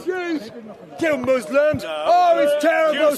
Who killed Yitzhak Rabin? How many died in Syria? How many Muslims have died in Syria? Over 500,000. Do people go demonstrating against that? No. Do they call it genocide? No. 8 million expelled from the land or fled. They don't call it genocide, do you though? No. So for those you, I'm giving you some information if you like Tommy Robinson. So if you are a Tommy Robinson supporter, I'm giving you information so when the 22nd of April and the 23rd, Tommy Robinson will be appearing at Westminster Magistrates Court as a direct result of him refusing to leave an area outside the Royal Courts of Justice on the 26th of November last year. So he was arrested and he's appearing in court here in London on the 22nd and 23rd of April. So next Monday and next Tuesday. And so we will be live outside of Westminster Magistrates Court as Tommy Robinson arrives to hear his case. But what is really important is that on the 23rd of April, St. George's Day. So Tommy Robinson case is due to finish on St. George's Day. So what will happen is that a protest is happening in London on St. George's Day, and it is highly likely that Tommy Robinson could be there if he isn't banned from London. So he can come to London for the trial so that he can stand trial or to engage with his solicitors. So if he is found not guilty on the 23rd, that means he now can appear in London. So think of it, 23rd of April, Tommy Robinson's trial is due to be heard at Westminster Magistrates Court at 9:30 on the 22nd and also the 23rd, Westminster, just round the corner from Edgware Road Tube Station.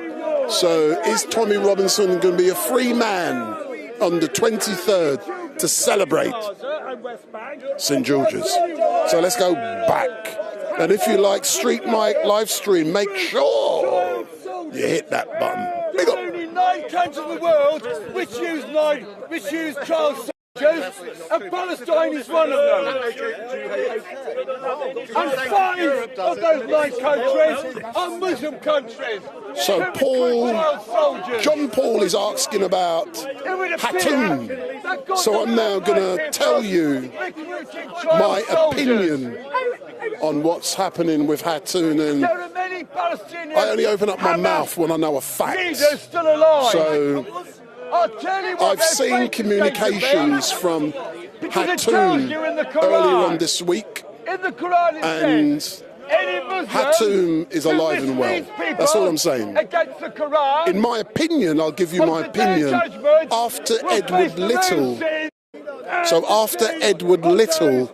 was convicted of terrorism, so coming to Speaker's Corner to buy a weapon to kill Hatun and her cameraman Derek.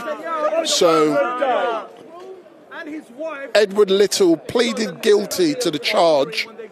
He was then sentenced, and as a direct result of that, I'm now giving my opinion, Hatun has been told for her own safety she should not come to Speaker's Corner, but that is my opinion based on legal knowledge.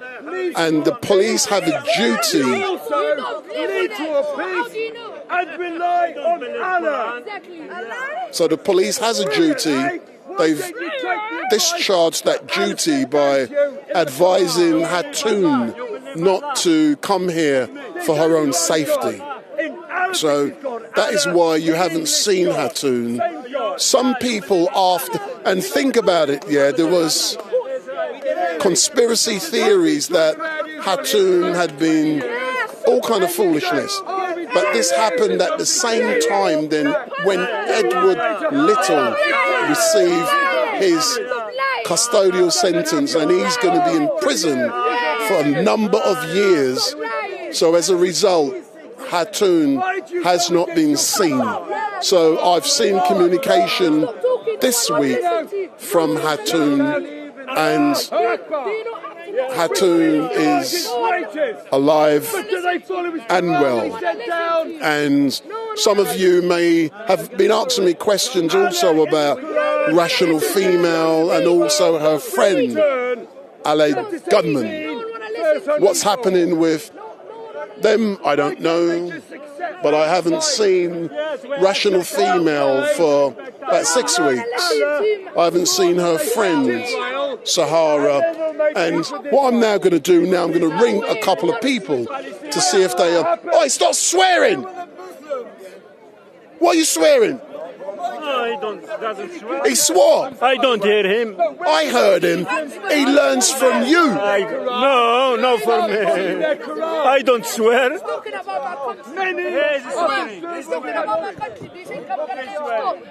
I'm now going to come in front of the camera. If somebody broke into your house, you would negotiate. It depends on the circumstances. They take what they like. My house has got nothing to do with it. If you mean Palestine, my answer to that would be, if there are 3 holy books from God, which sorry, I thought you cut me my badges. No. That was my fault. So no, all the best, yeah. They've always played. So, regarding my house, if there are 3 holy books which say other people used to live there, and the United Nations says partition my house, I would say yes. Other people live there. Yeah. My landlord might not be very happy.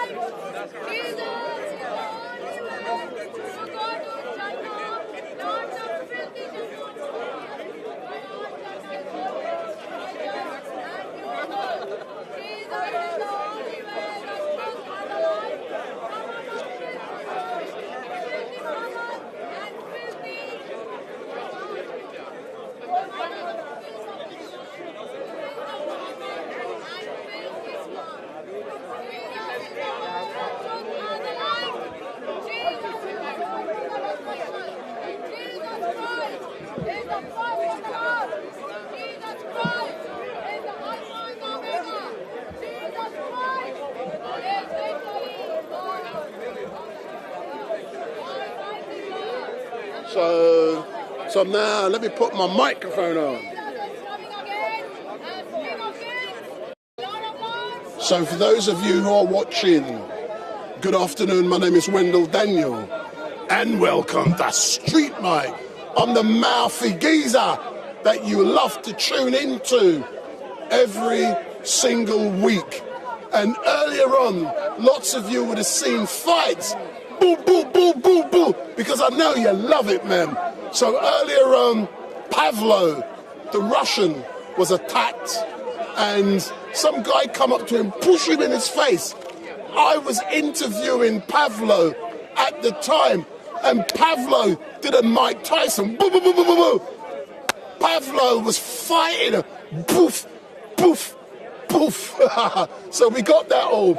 So if you go on, I had to switch the stream off after the fight because the police wanted to look at the footage to establish the chain of events that happened, and we were able to see that. So that's why the stream today is in 2 parts. So if you want to see the fights, go to 38 minutes on the first video, but don't do it now. If not, I'm going to delete. So 38 minutes on the first live stream today, that's when the fight with Pavo happens. So you see the geezer giving it all large, push Pavo in the face, and then Pavo, boop, boop, boop, boop, boop, boop. Pavo lick him up good. Pavo lick him up good. The gentleman was then arrested and Pavo was interviewed. The gentleman was de-arrested and I believe he was asked to leave the park. Pavo was also asked to leave the park, even though we have the evidence in regards to what happened. The police will only pursue a criminal sanction if a complaint is made. So if Pavo hasn't made a formal complaint, then nothing is likely to happen. So, like I said, that's about 38 minutes on the first part one. It's going to be part one of StreetMic live stream today, but next week I will not be at Speaker's Corner because I have a family event. So no StreetMic live stream next Sunday. You're going to have to get your heroin fix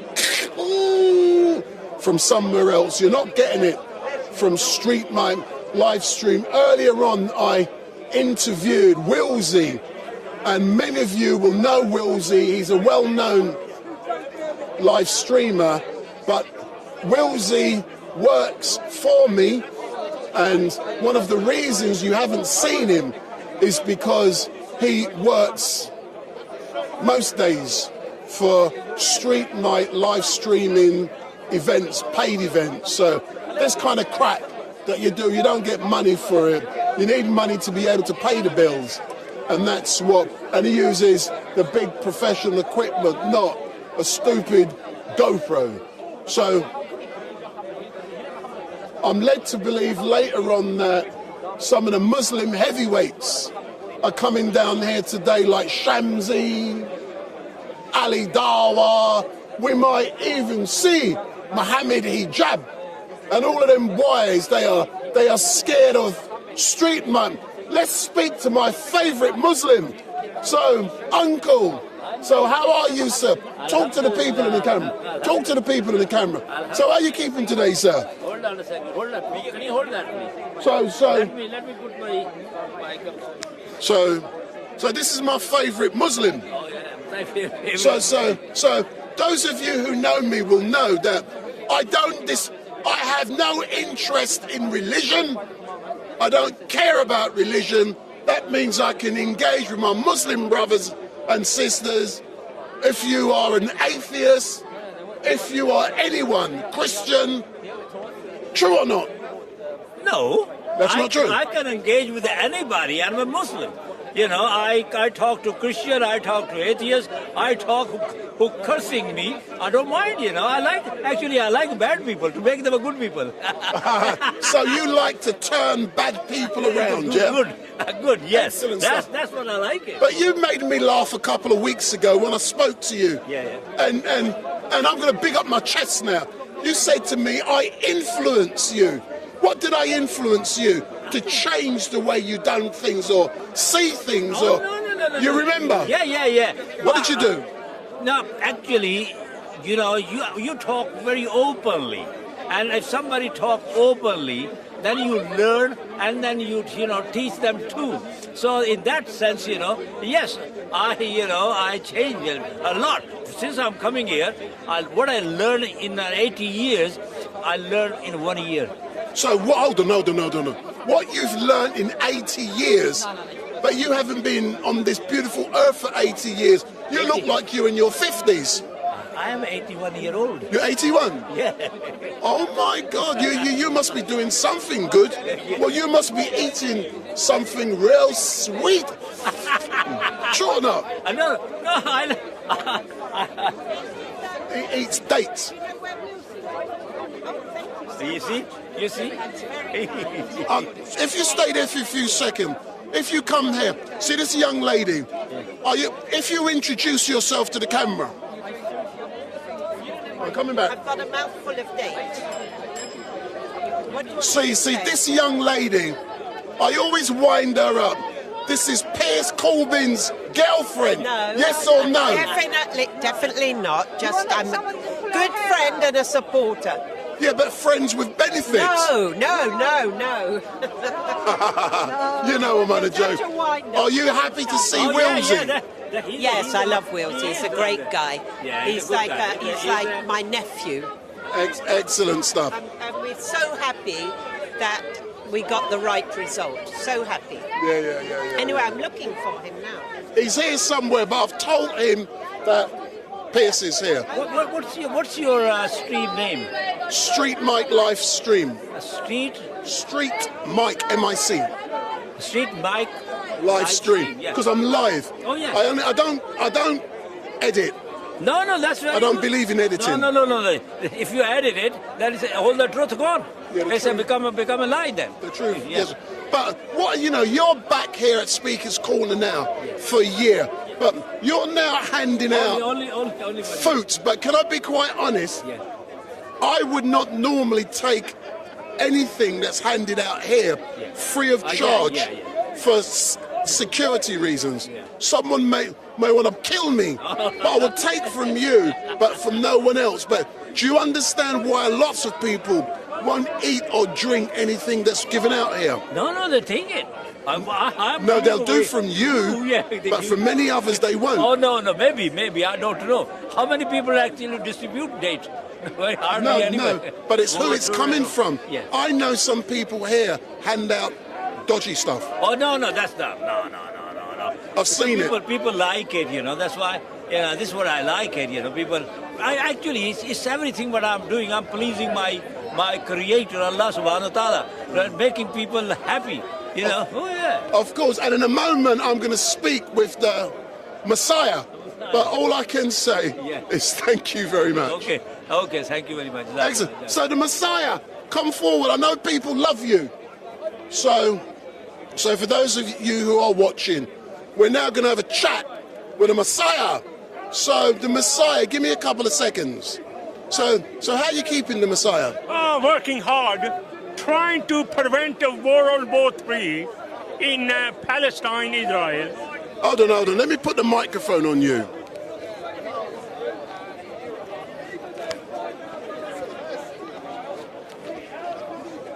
So let me go around here. So how are you preventing the war from taking place in Palestine? What are you doing to stop the war? By telling everybody, stop fighting war. But why should everyone listen to the Messiah? I've been solving world issue for 30 years. And I stopped the war in Northern Ireland, and I stopped the war in India and Pakistan. If the war had taken place, 15 million people would have died. Yeah, but tell me something, Let's talk about India and Pakistan and Imran Khan. Yeah, if you're doing all of this great work, why is Imran Khan in prison?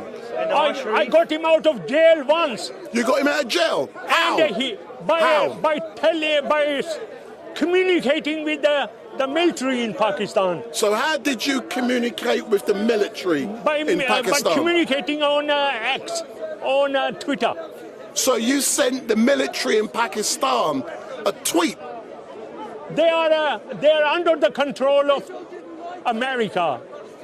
But I like engaging with you every week because you've told me that God sent you an email and God communicated with you on what did he send you? Gmail? God said you are the Messiah. So he said you're the Messiah? Yes, God told me you are Messiah. But what do you think he meant by that? He meant that I will go on to rule the world. You rule the world? Rule the world. But how would the Messiah rule the world when there's so many different factions and...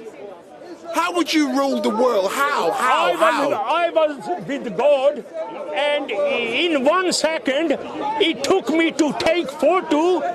We traveled 300 meters in 1 second.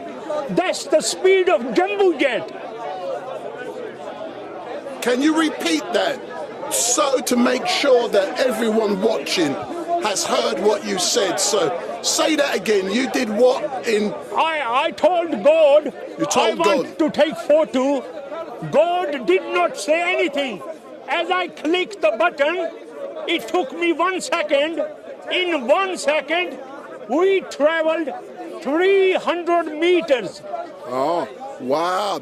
What was that like for you, traveling at supersonic speed? It happened like a blink of an eye. Don't listen to him. He has no knowledge. I have a knowledge.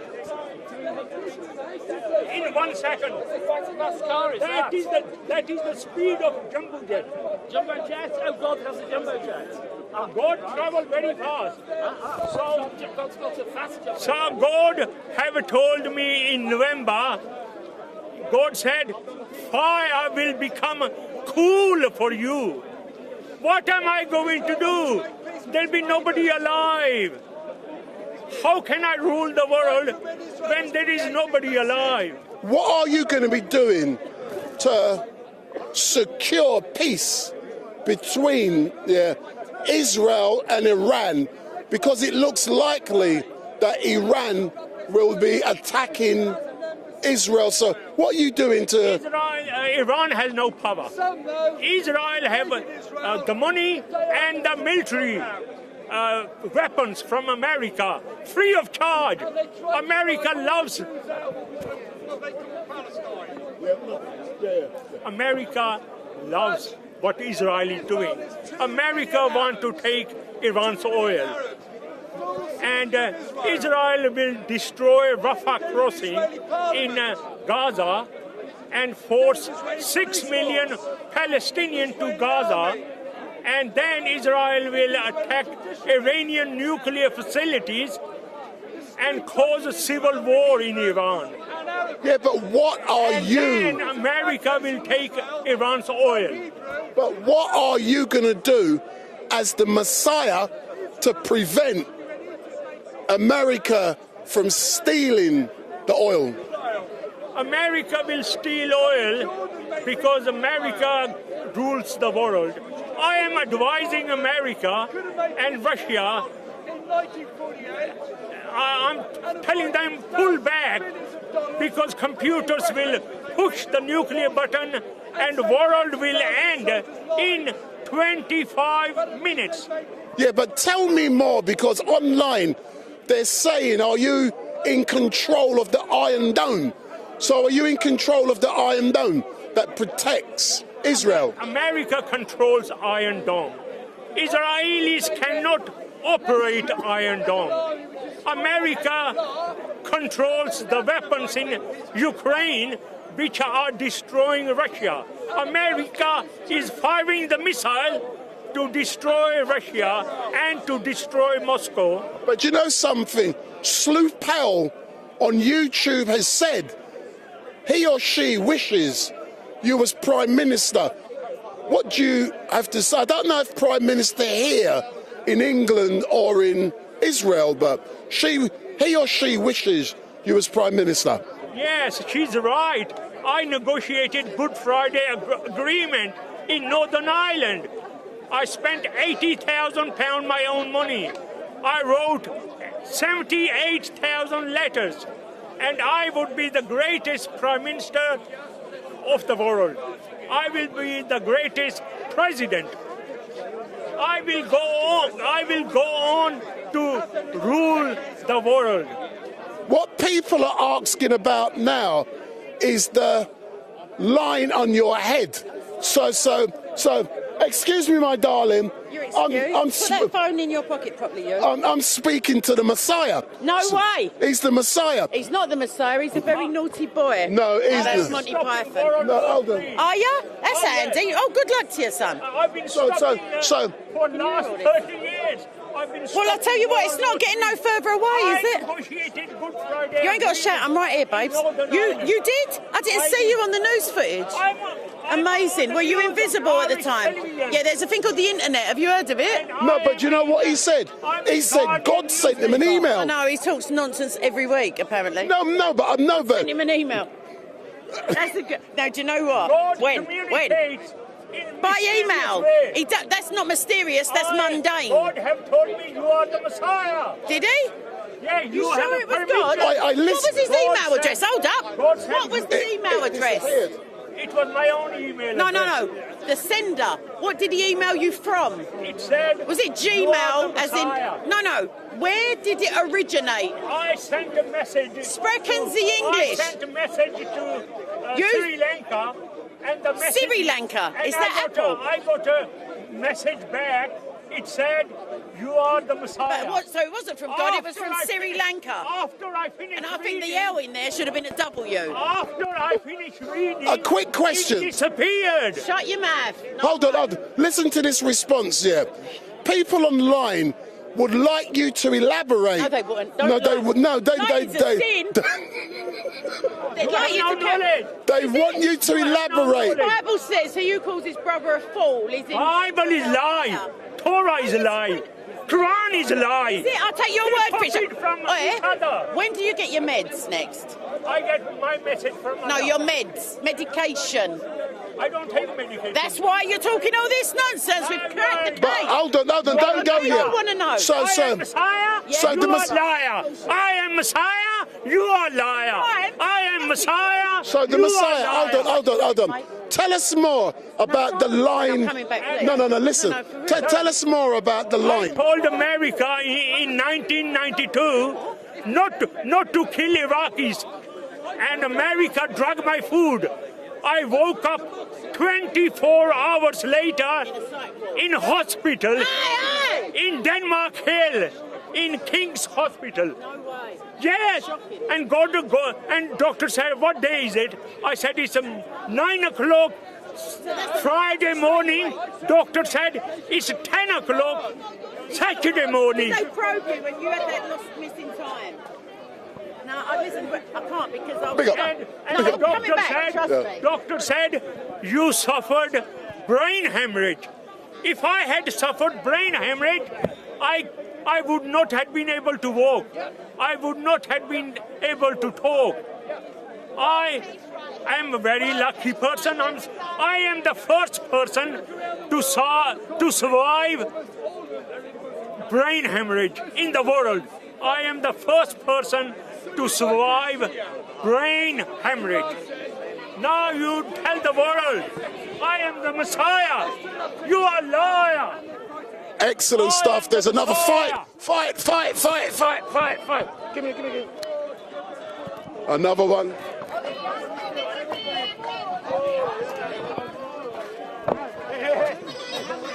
Police! Get the police! Sorry, he blocked my camera. It's on camera. Oh, where's my camera? Excuse me. How are you on camera? You can't go in for it. Excuse me. Stop touching me. Stop touching me.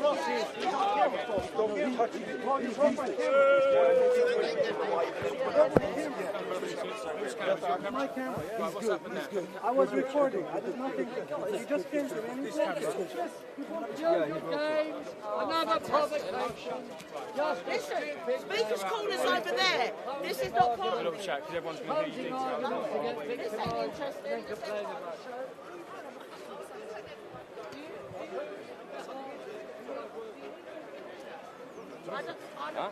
You don't need to film everything. Yeah, do you know what I mean? If it's got nothing to do Excuse with me, and I'm sorry, there's a bit of privacy. Listen, we are speaking to him, all right? Please back off, all right? Give us a bit of privacy. Yeah, but clearly it is a problem. We've been here before, haven't we? Oh, you're getting better. Big difference, isn't it? Oh, yeah, to go there. Well, like me. I've been doing it today. These guys, I mean, they've got jobs to do. But like, they've been here all day. There's been 200 cameras filming everything going on. As soon as something kicks off, they try and tell everyone to stop filming. Well, that's because we need to deal with some things But how is without that? How is cameras in that our filming it make any difference? Because knows what we say to people, and Is if you we're want getting to tell us what to do, essentially, right? But if we're taking someone's details, then we don't want it on. No, but you've got a camera, but they've got video. So I can go and take pictures. Right. You're going to say no, aren't you? Of course you are. So that your argument then doesn't work. Okay. But I'm not Some having people against just you. love arguing for Well, so if we see that small isolated incident just in the distance over there, we were apparently told to stop And I filming take it. pictures all the time. And then all of a sudden something happens and I'm told I can't take Area. We have every right to do so. But we're going to stand here, obviously out of respect, if they're getting... Oh, Wilsy, nothing to see down there, is it?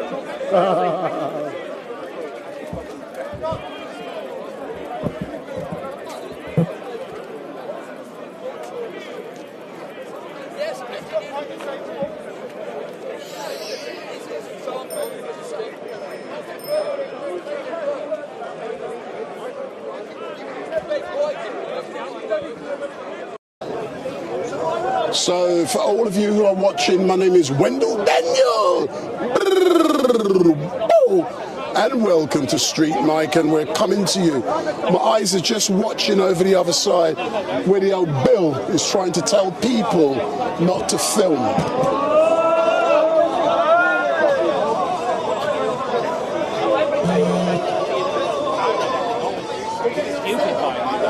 That's what my brother did and he just dropped out.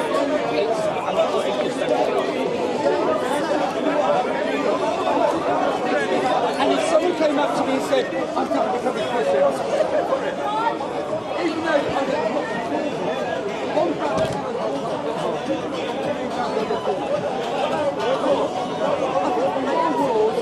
What's going on today, brother?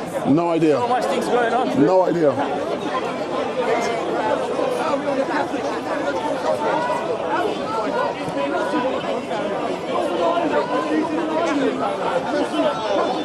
So this is a normal day down here at the corner. So I'm now going to get back in front of the camera and I'm going to say, so I'll leave the police in the background. So all I can say is my name is Wendell Daniel and welcome to StreetMic, and we're coming to you live and direct from the regular mayhem down here at Speaker's Corner. And you better get used to this.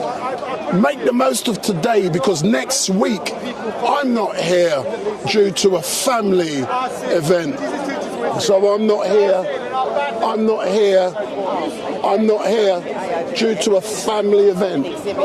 So nothing from StreetMic live stream next week.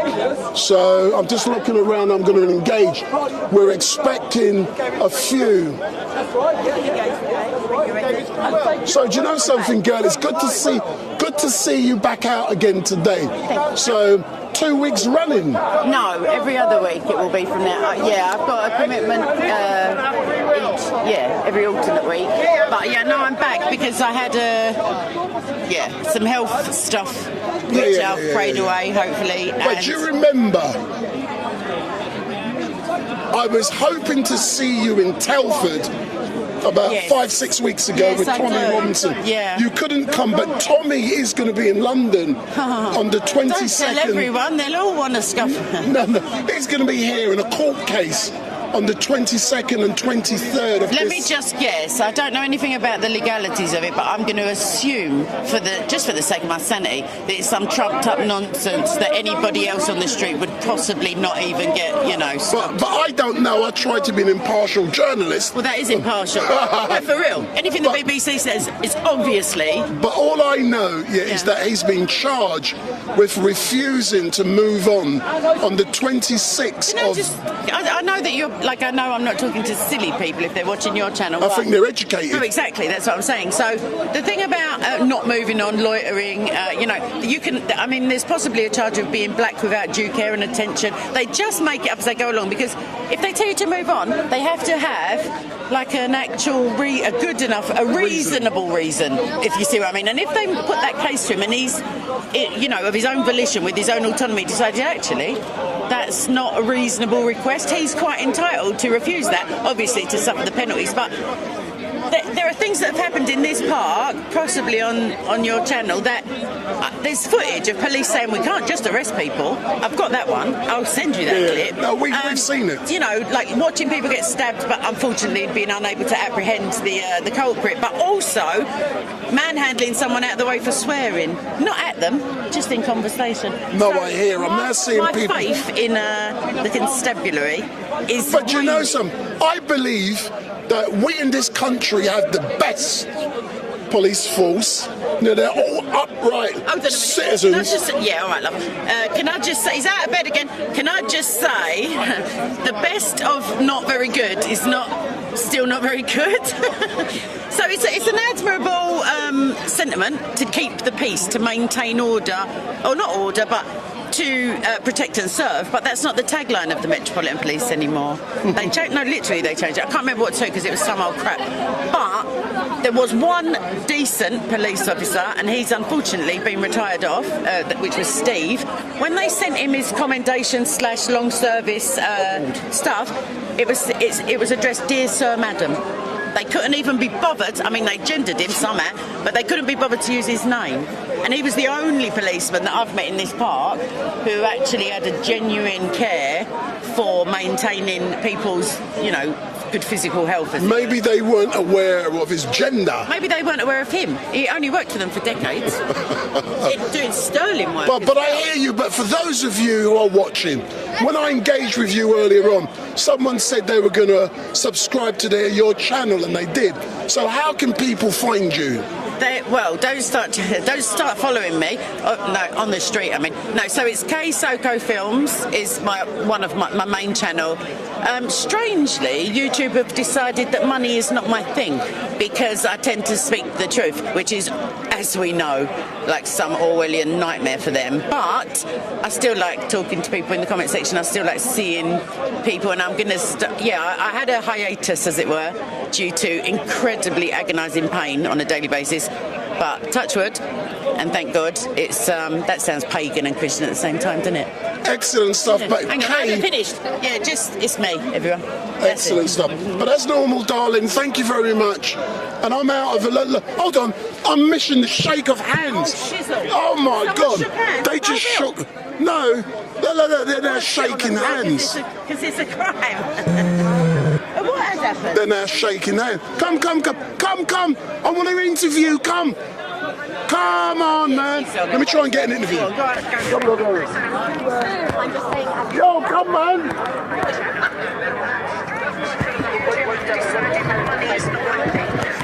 Oh my God, I tried to get the interview. Oh yeah, everyone's here. Wilsy fights and everything's here today.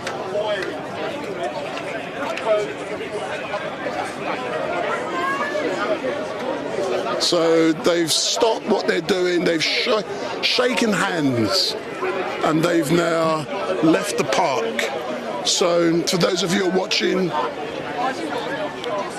I've got to change my batteries in a few moments for the camera, so the live stream's going to go off temporarily. So if this is the first time you've seen StreetMic, give me the thumbs up, make your comments down below, share and follow. So if this is the first time you've seen StreetMic, give me the thumbs up, make your comments down below, share and follow. So if you have a look, like Wilsy now, he's getting interviewed by everyone. But, you know, I was the first. Yes, sir.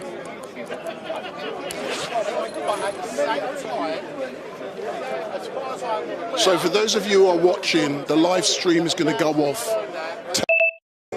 So it's going to go off for a couple of seconds as I change the batteries. That's down to a court. I'm being devil's advocate. That's down to a court to interpret, not me. I'm asking for your interpretation. No, it's not for me. I don't give interpretations. I report what I see. I don't give those kind of interpretations. That's down to that's called being impartial. What do you think a court might? What do you suspect a court could theoretically? No idea. Reasonable force or not? No idea. You should be a politician, sir. So for those of you who are watching, my name is Wendell Daniel. and welcome to StreetMic. And oh my God, Shamsi Wamsi is in the house. Shamsi is in the house. Let me see my main man. Shamsi is in the house. Excuse me, sir. Can I just get in there? See, brother Shamsi is in the house.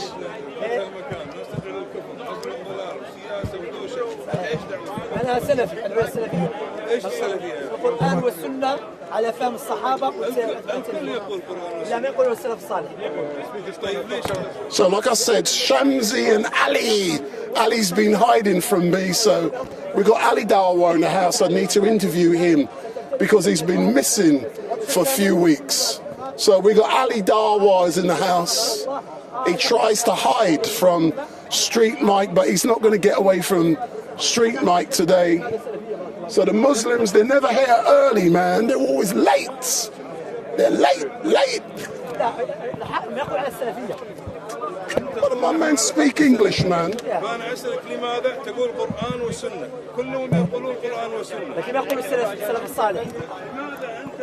See, this is one of the problems here.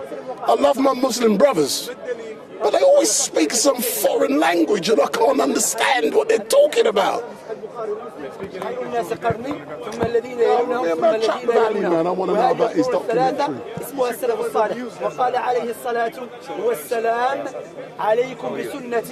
Your friend Omar's over there.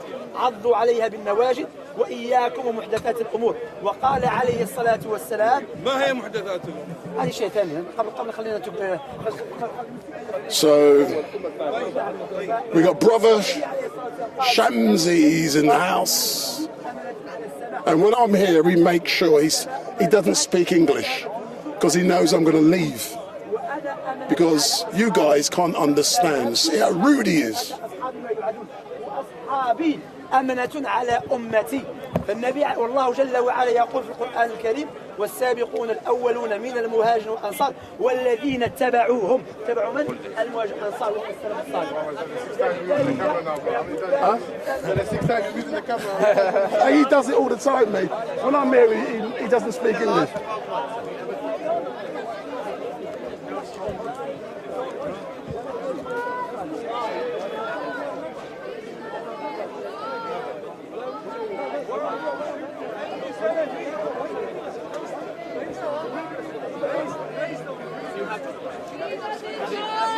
Muhammad is fraud.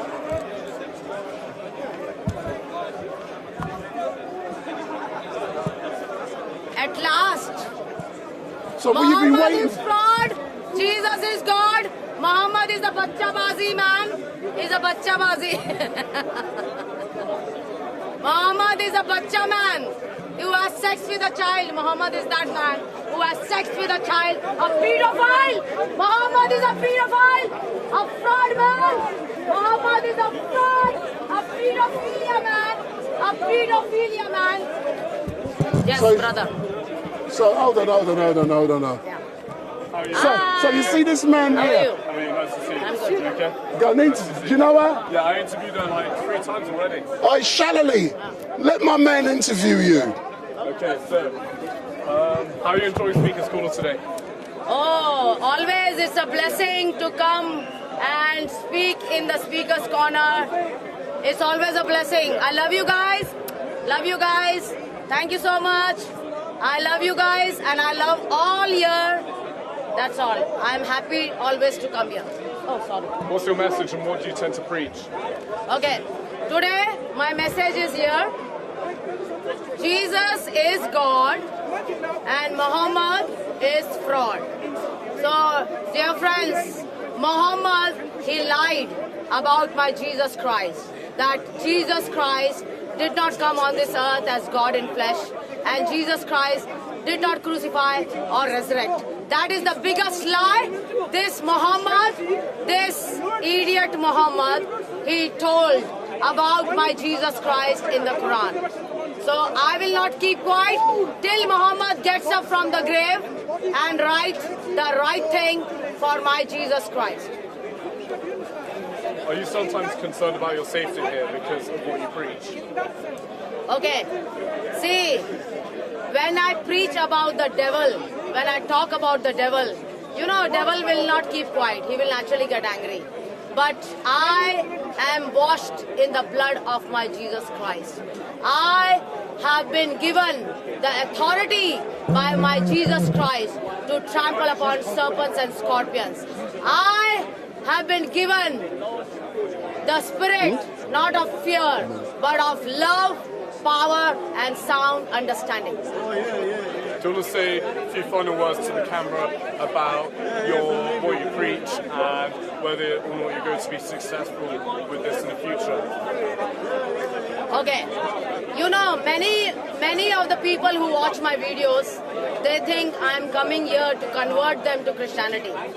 But dear friend, we are here to preach the truth of the gospel, truth about Jesus Christ, that Jesus Christ is that God who literally came down as God in flesh, and who literally came down only for the plan of salvation to save the mankind from sin, from eternal death, and from Satan the devil. Many of the people, they believe that I'm coming here to convert Muslims. I'm just coming here to tell the truth and to expose Satan the devil who lied about my Jesus Christ in the Quran. Thank you so much for your time on camera today, madam. My name is Louis Arrington. Thank you very much. Hey, do you know something? Yeah. Shall I get you an interview with Ali? You know Ali Dawa? Oh, Ali Dawa? Yeah. We could. Oh, I think Louis speaking because I meant to. Louis, yeah. Did you put my first video? It's on the live stream. You can check it out. But I need to edit so much because I got like that's fine. Really good content over the weekend. So yeah, I'll post it really shortly. Okay. Yes, brother. Put your Jesus' name on the floor.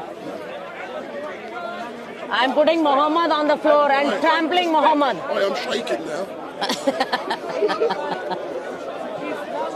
Okay.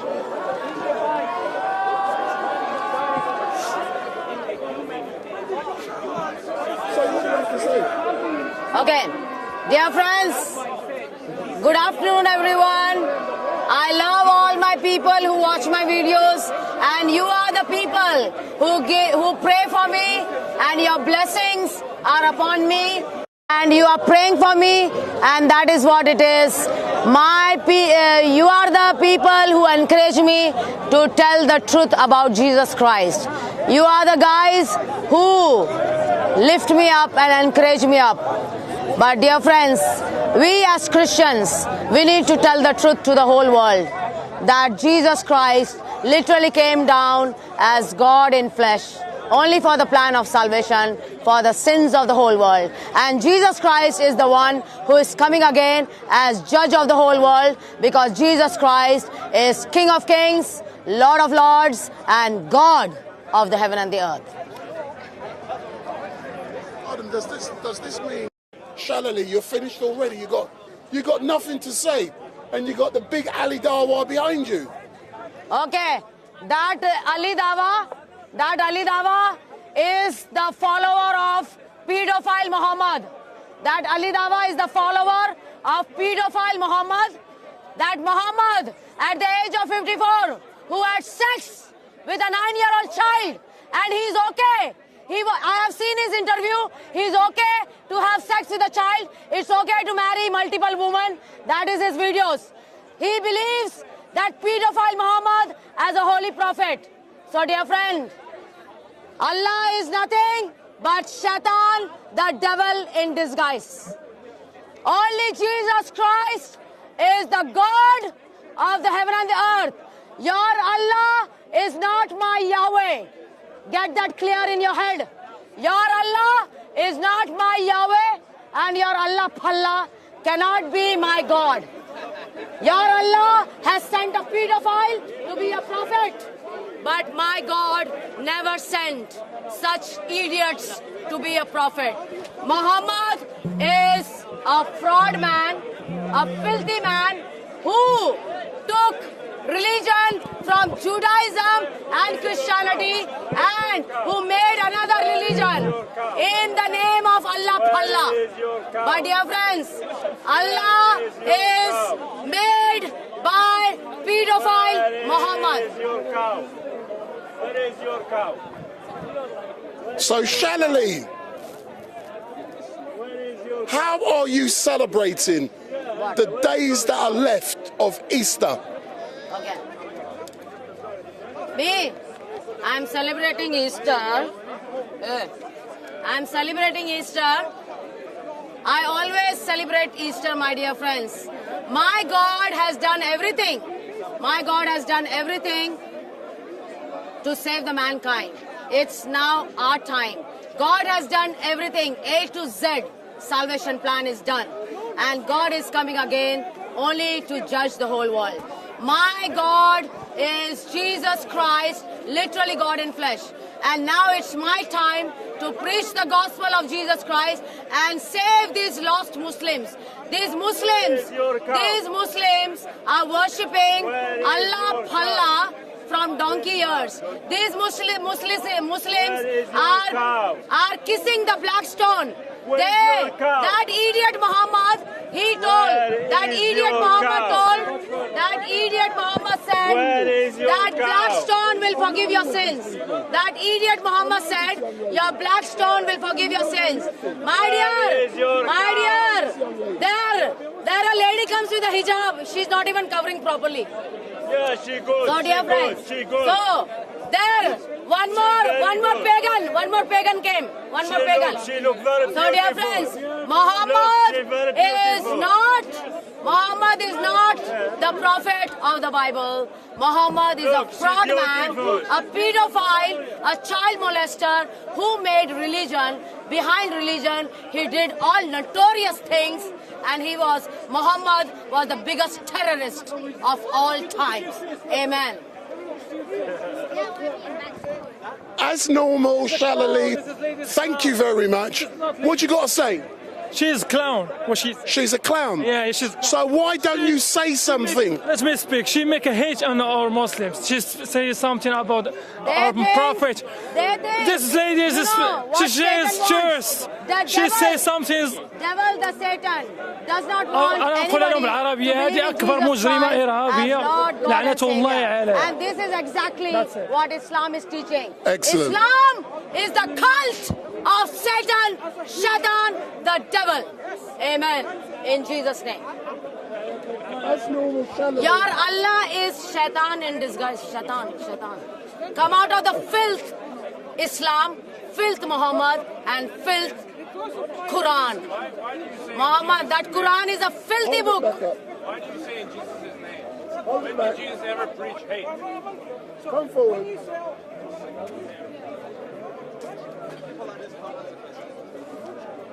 Okay. When did Jesus ever preach hate?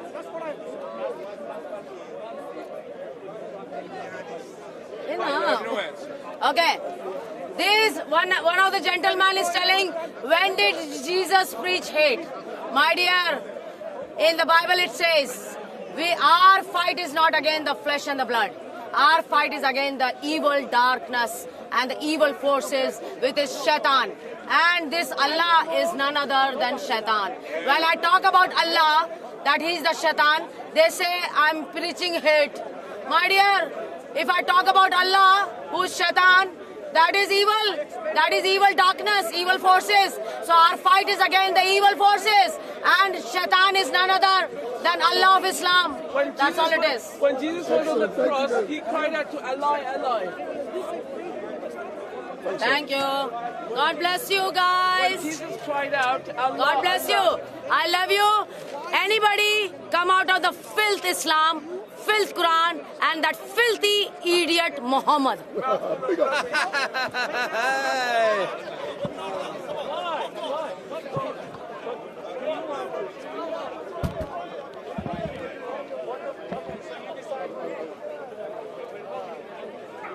I'm not chasing you, I'm not chasing you.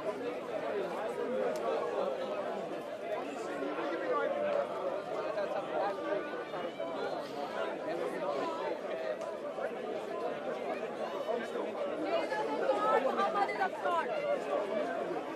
Jesus is God, Muhammad is fraud.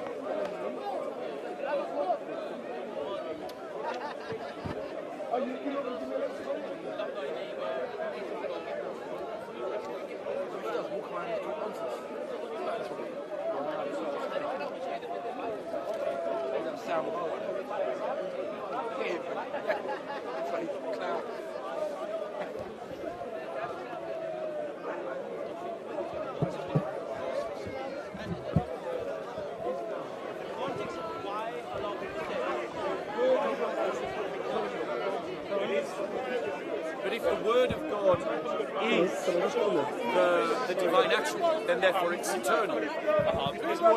Can I just get in there, boss? Sorry, Yes, and that's what I'm saying. He takes to himself flesh. It's like if you build a house and enter into it, or you build a tent. The term tabernacle in the Greek, right? He tabernacled amongst us, means that he enters into a tent. This is what it means, that he took on flesh, that he became flesh. He veiled himself in flesh. That's what we believe. So it's not that he ceases to be the divine Logos. He is the divine Logos veiled in flesh. I'm going to come and find you after I finish speaking to this guy, so if you want to find your friend and let him know I'm coming soon.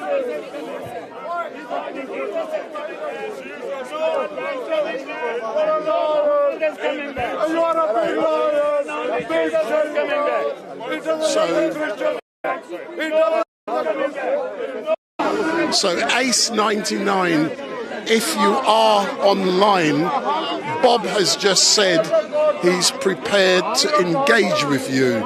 So Ace 99, if you are online, please make yourself known.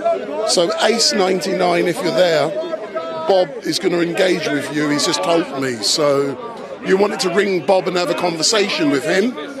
So Ace 99, if you are there, let me see you on the live chat. So I'm looking, Ace 99, where are you?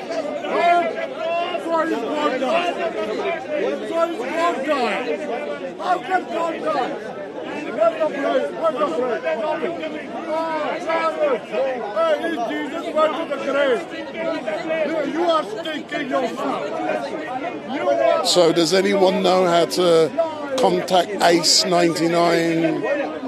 Bob will engage with her. So Ace 99,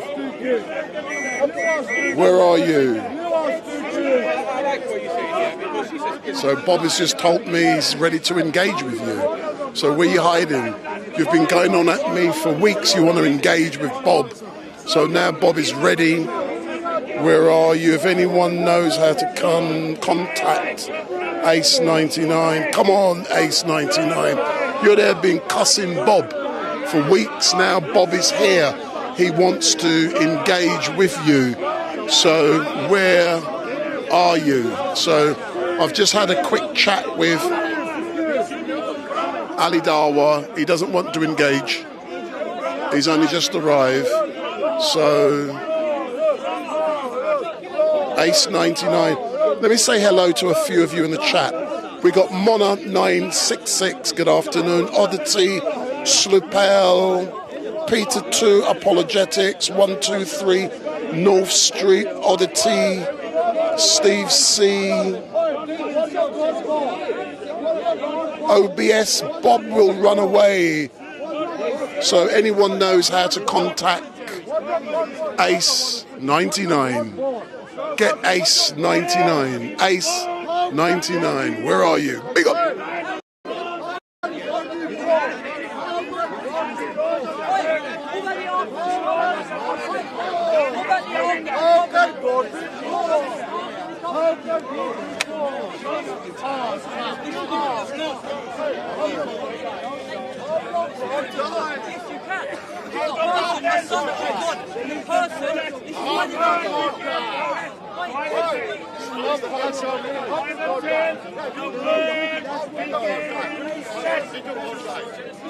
Who's the Ace 99?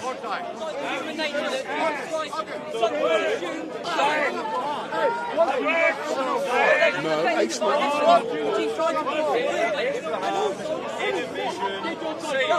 He's assuming an atheistic view, yeah? He's assuming a cease in existence. When he dies, he believes his soul, his spirit, will be separated from his flesh. He believes his flesh will die. Let me walk away from the noise. God's soul will die. Hold on, wait, hold on. Hold on, wait.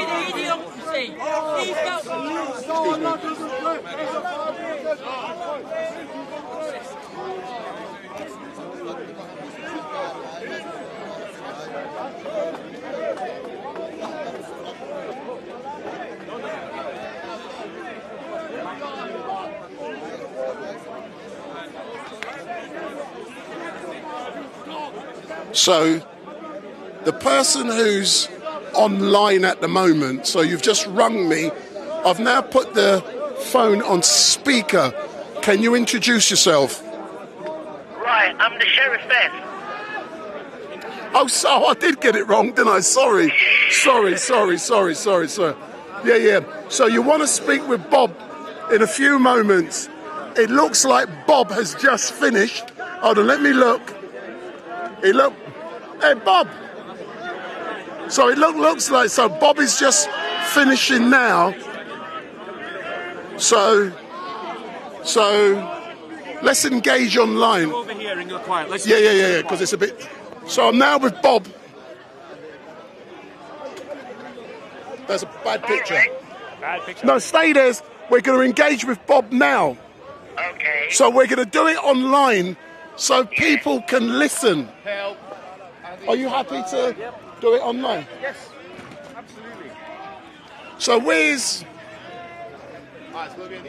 Will everyone be able to hear what she's saying? Yeah, because I've now got it. But unfortunately, you got to hold it. So Right. the speaker... Might be a disadvantage, but I'm sure I'll be all right. Hello? Hold on. Am I holding it upside down? I'm putting it on speaker. It's on... Hold on.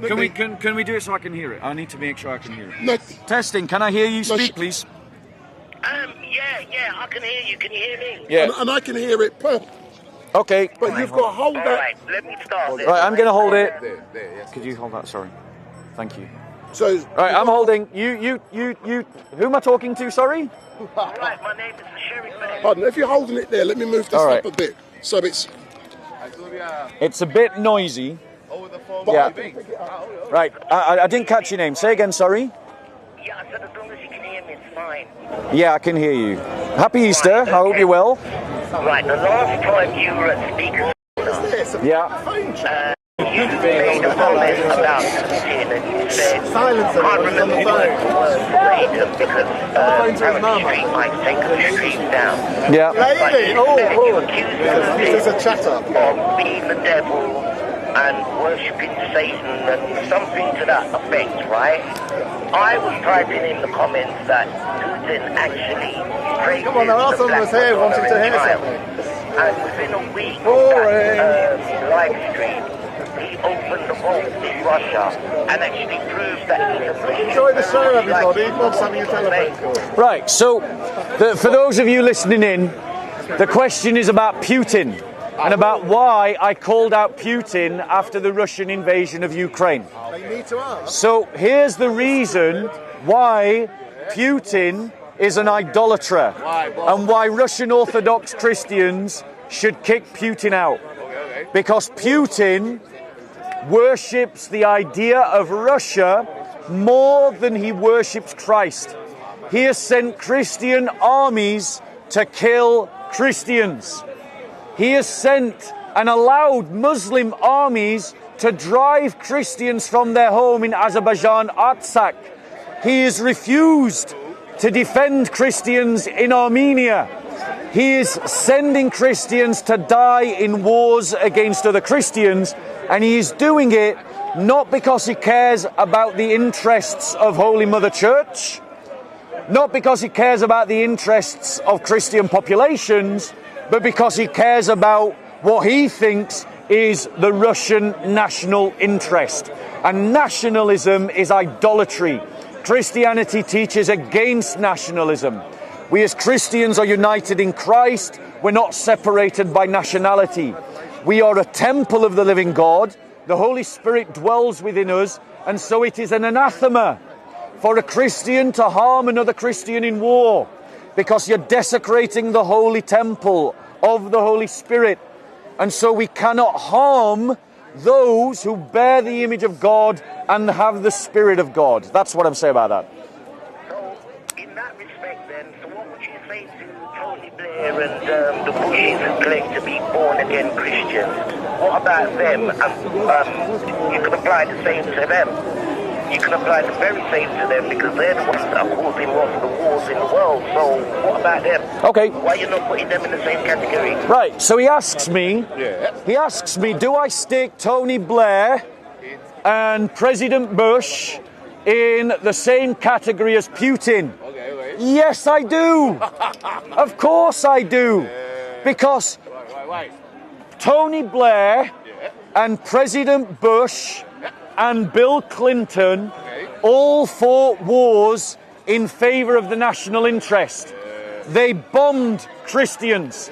They betrayed Christians. The Christians of Iraq were better treated under Saddam Hussein than they were treated after Saddam Hussein was toppled. And the Western liberal world destroyed Saddam Hussein as part of a grand strategy of toppling the Iranian regime. And they sacrificed Christians for that.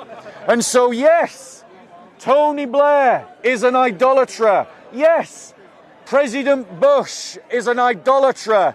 Yes, Bill Clinton is an idolater.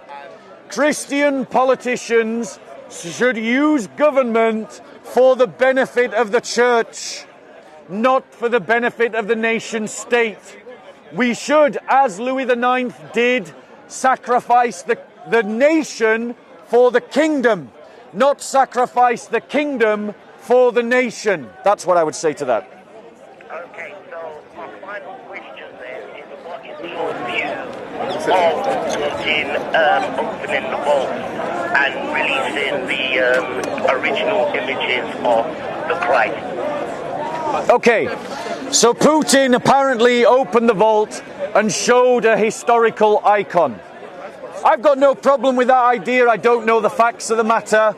However, that doesn't mean that Putin wasn't committing idolatry when he sent Orthodox Christians to kill Orthodox Christians.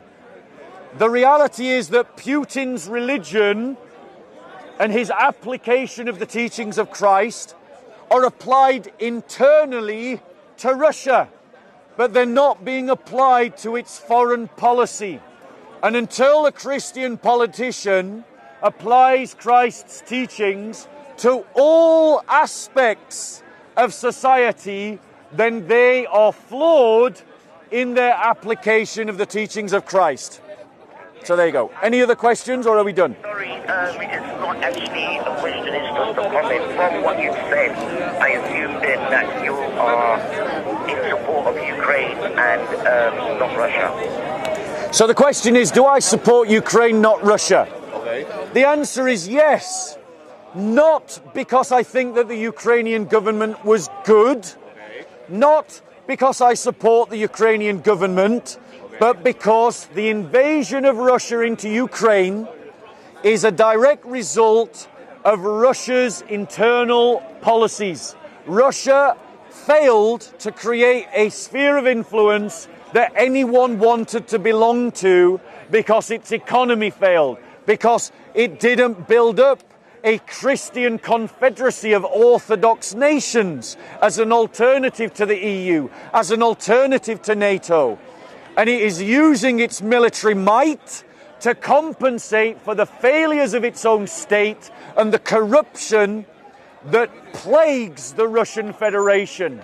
What he should have done is had more Christianity in Russia and applied it to himself and the other oligarchs that were pillaging the coffers of the Russian state and tackling corrupt government officials that were taking bribes, and actually worked to build a Mother Russia that was strong and good for its citizens, and that the countries bordering Russia would have wanted to align to. He didn't do that, and now he's using his military to compensate for his failure. With Russia, and if they didn't do that, they just provoked the man. As far as I see, they provoked him, And if it was the other way round, and it was England was being threatened, breaking agreements with NATO, NATO breaking agreements with Britain, you wouldn't see it in the same way, I'm sure. Okay, so the question, the point raised is a valid one. Okay. NATO broke its agreement with Russia. That is absolutely true. But that does not justify Russia invading Ukraine, because Ukraine didn't break its promise to Russia. It was NATO that broke its promise to Russia. So one evil act doesn't justify another evil act, and the evil act being perpetrated by Russia is greater than the evil act perpetrated by NATO. Okay, well, tell that to Israel. I'm not going to take up much more of the time because I could be talking to you all day. So respect for speaking to me and have a good one, yeah? Thank you. All right. Okay, ladies and gentlemen, any questions? Thanks a lot. I've got your number now, yeah? I'll bring you back later. Thank you. Tila, I've got a question Yeah. for you. Orthodox or Protestant or Catholic? I'm a non-denominational Christian. I'm ecumenical, so I don't believe in denominations. Any other questions? Come back, let me come back. So I'm now going to go in front of the camera as a direct result of what the Sharif's, the engagement she has just had with Bob. So as you can see, I do try to engage with the people down here, and I thought it was Ace 99, but my apologies, but the Sharifs did say some weeks ago that she wanted to speak to Bob, but Bob hadn't been to the corner. But today, and this is a demonstration of exactly what I do. Let me turn up this one. So that's a demonstration, it's getting the sound right. So that's a demonstration of exactly what I do. When I get on with contributors down here, if I make a request, can you talk to this person? Then if I get on with them, they do it. You get what I'm saying? And that is so important down here, is having the relationship and the interpersonal skills and the influence with others. And fortunately, we've been able to do that today. But if there's any others in the chat who would like to engage, not just ask a question, if you would like to chat to some of the regular contributors, Muslims, I don't care, Jewish, Christians, atheists, whoever, but don't ask for Omar until after June. He's banned from my channel for 2 months because of his behaviours. I'm not going to be engaging with him. But for those of you, if you are just joining, earlier on when we started, there was a fight. So there was boom, boom, boom, boom, boom, boom, boom, boom, boom. Listen, there was all kind of thing down there with Pavo. So if you go on the video earlier on, the first live stream, I had to switch it off because I had to show the police the evidence. So the first video at roughly 37, 38 minutes, look on and see exactly what happened, and you will see Pavlo, some guy push his face, and then Pavlo, boom, boom, boom, boom, boom, got down on the floor, boom, boom, boom. Pavlo was clicking the man, good. The man was arrested, and then he was de-arrested. But I think it's so, just because you assault someone doesn't mean the police are going to do any charges, because the victim has to make a formal complaint. And from my understanding, from what I'm seeing of the evidence, the arrested person was de-arrested. He was asked to leave the park, so was Pavlo. So that means Pavlo did not pursue with a criminal charge, even though the evidence is there. But if you want to see a good fight, and I know all of you guys, you love fights, you love it, you only watch StreetMic live stream for fights. I was under the impression that all of you guys who followed me, you did so because you are of a higher class, intellectually, spiritually, and all kind of different things. But instead, you only want entertainment and you want fights. Shame on you. But just to let you know, next week, we're not here. I'm finishing as normal at 5 o'clock. So in 17 minutes, bang, I'm gone. So next Sunday, I am not here due to a family commitment, due to a family event. I'm not going to be here next Sunday, but I'm likely to be here the week after. But what you have to do is to go on the community page on YouTube of StreetMic LiveStream, and that actually tells you if I'm going to be here or not. But next week I am not here due to a family engagement, and I'm just having a look. Earlier on we engaged with Wilsy, and I know many of you know Wilsy. Wilsy works for me, and he was assaulted by the old bill, but that case he was found not guilty, so we can now chat about it, and that's what we did earlier on. So I'm going to be leaving you in a few moments, and not much going on here. I want to go to the toilet, I want to have a slash, then I'm going to come back, so I'm going to be gone for about 2-3 minutes. Just going to the toilet, it's underneath here. So underneath here we've got a bathroom. So don't forget, if this is the first time you've seen StreetMic, give me a thumbs up, make your comments down below, share and follow. So I'm going to be gone, just going to the bathroom, I'm bursting, then I'll be back, but we're finished at 5 p.m. Don't forget, give me the thumbs up, make your comments down below, share and follow, and make sure you hit that button, hit the subscribe button, and share this with your family and friends.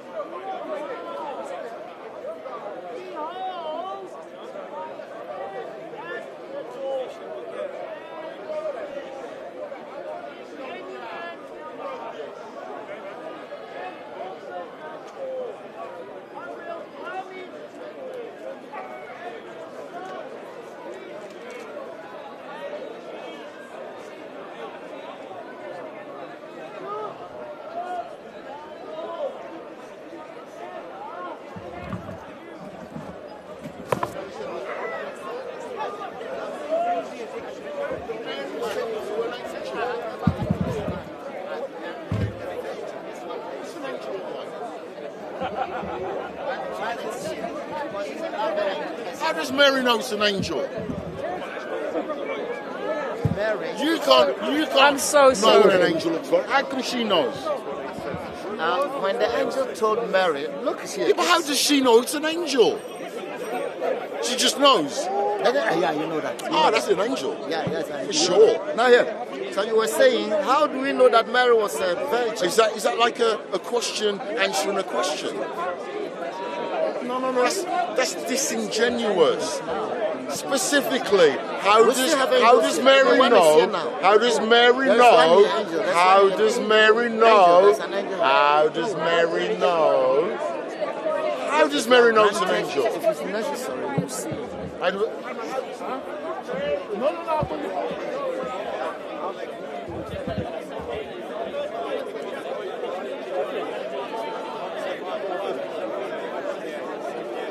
This I asked, isn't it? No. Yeah.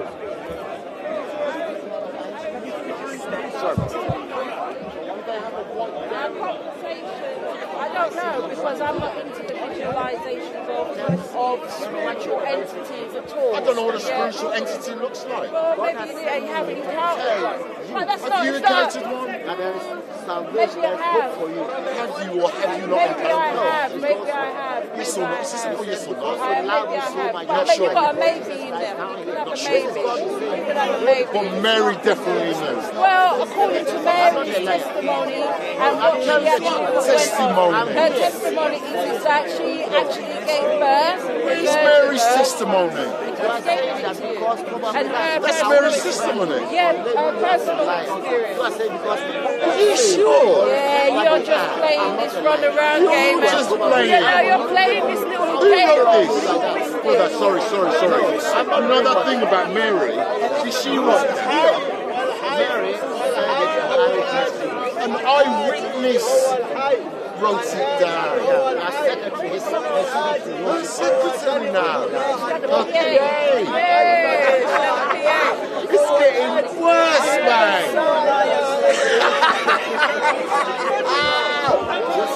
Behave, quick! There's an angel! Write this down! I've said already that something that someone verbatim. What you are experiencing, I'm going to dictate to you. So probably I will label you as a liar, but I believe in this arena, on this level, as a liar. That's why you think. I hurt his feelings.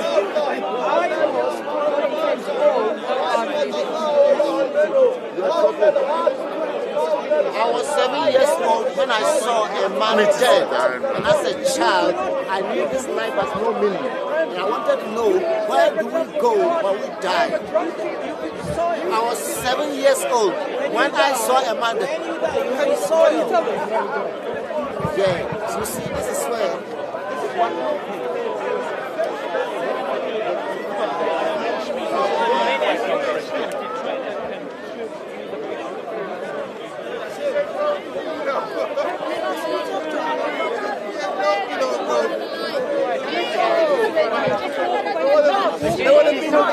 She comes everywhere we go. But we are in Speaker's Corner. She comes everywhere we go. Is this how Christians preach? Oh, she does it. Jesus is the way, the truth, and the life. Jesus is the life and the resurrection. Jesus is the good shepherd. Jesus is the only way, the truth, and the life. Muhammad is Jesus was a shepherd, how can he be God? If Jesus was a shepherd, how can he be God? Takbir! Takbir! Free! Palestine! Free! Palestine! Free! Long live! Palestine! Long live! Palestine! She's telling you our God died. So for those of you who are watching, we're going to be coming to an end at 5 p.m. I don't do black man time when I said we've done at 5.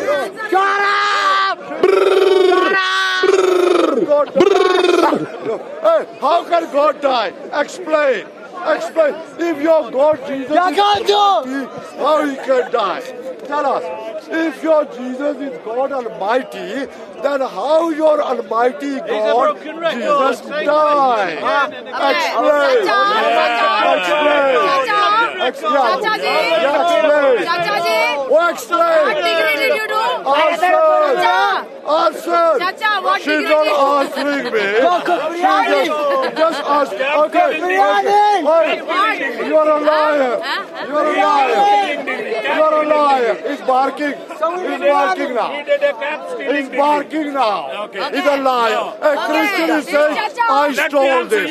What a liar. Let me answer you. Oh, this woman said, okay, was your God? Let me answer you.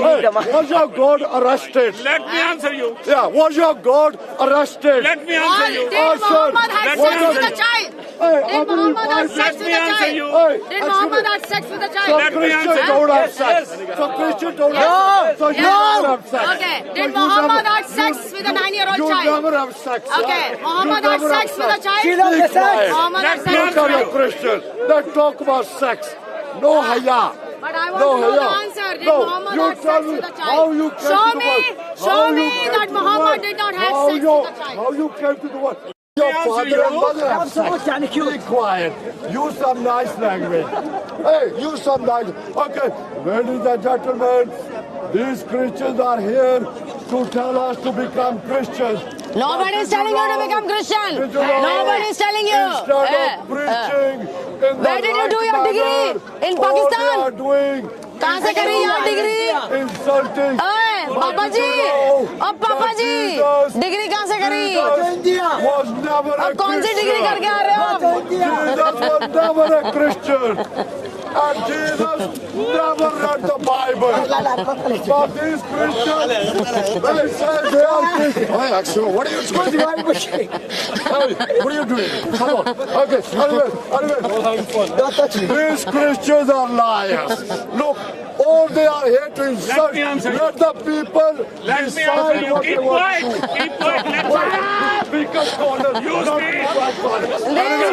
Keep quiet. These Mohammedans are idiots. Keep quiet. Keep quiet. Let me answer you. अब पापा जी, कौन सी degree करके आ रहे हो? अब पापा जी, अब degree कहाँ से कर ली? I know you're getting a good point across, but leave them to their own debate, alright? Yeah. That's fine. I know you're here to stoke and get opinion and stuff, but I don't want you to get in trouble. Yeah, I'm okay. Maybe go over there for a bit, yeah? Near to them? Near to them? Remember, you've got his microphone. Oh, is it? Okay. Oh, thank you. I'm okay. Take your mic. I love that. Do you want to pour on elsewhere? Yeah? Okay. Do you want to pour on? Yeah, push go. It's that chance. Okay, anyway. Say thank you. Say thank you. Ladies and gentlemen, tell me how many books in the Catholic Bible? How many books? Let me answer you. Yeah, how many books? Let me answer you. How many books in the Catholic Bible? If you stop barking, then I will answer you. You are acting like a dog. You are barking like a dog. I will answer you. So how many books in the Catholic Bible? Let me answer you. Yeah, go on. Let me answer you. Go on. Go on. Let me answer you. How many books in the Catholic Bible? Answer. So for those of you who are watching, we're now coming to an end.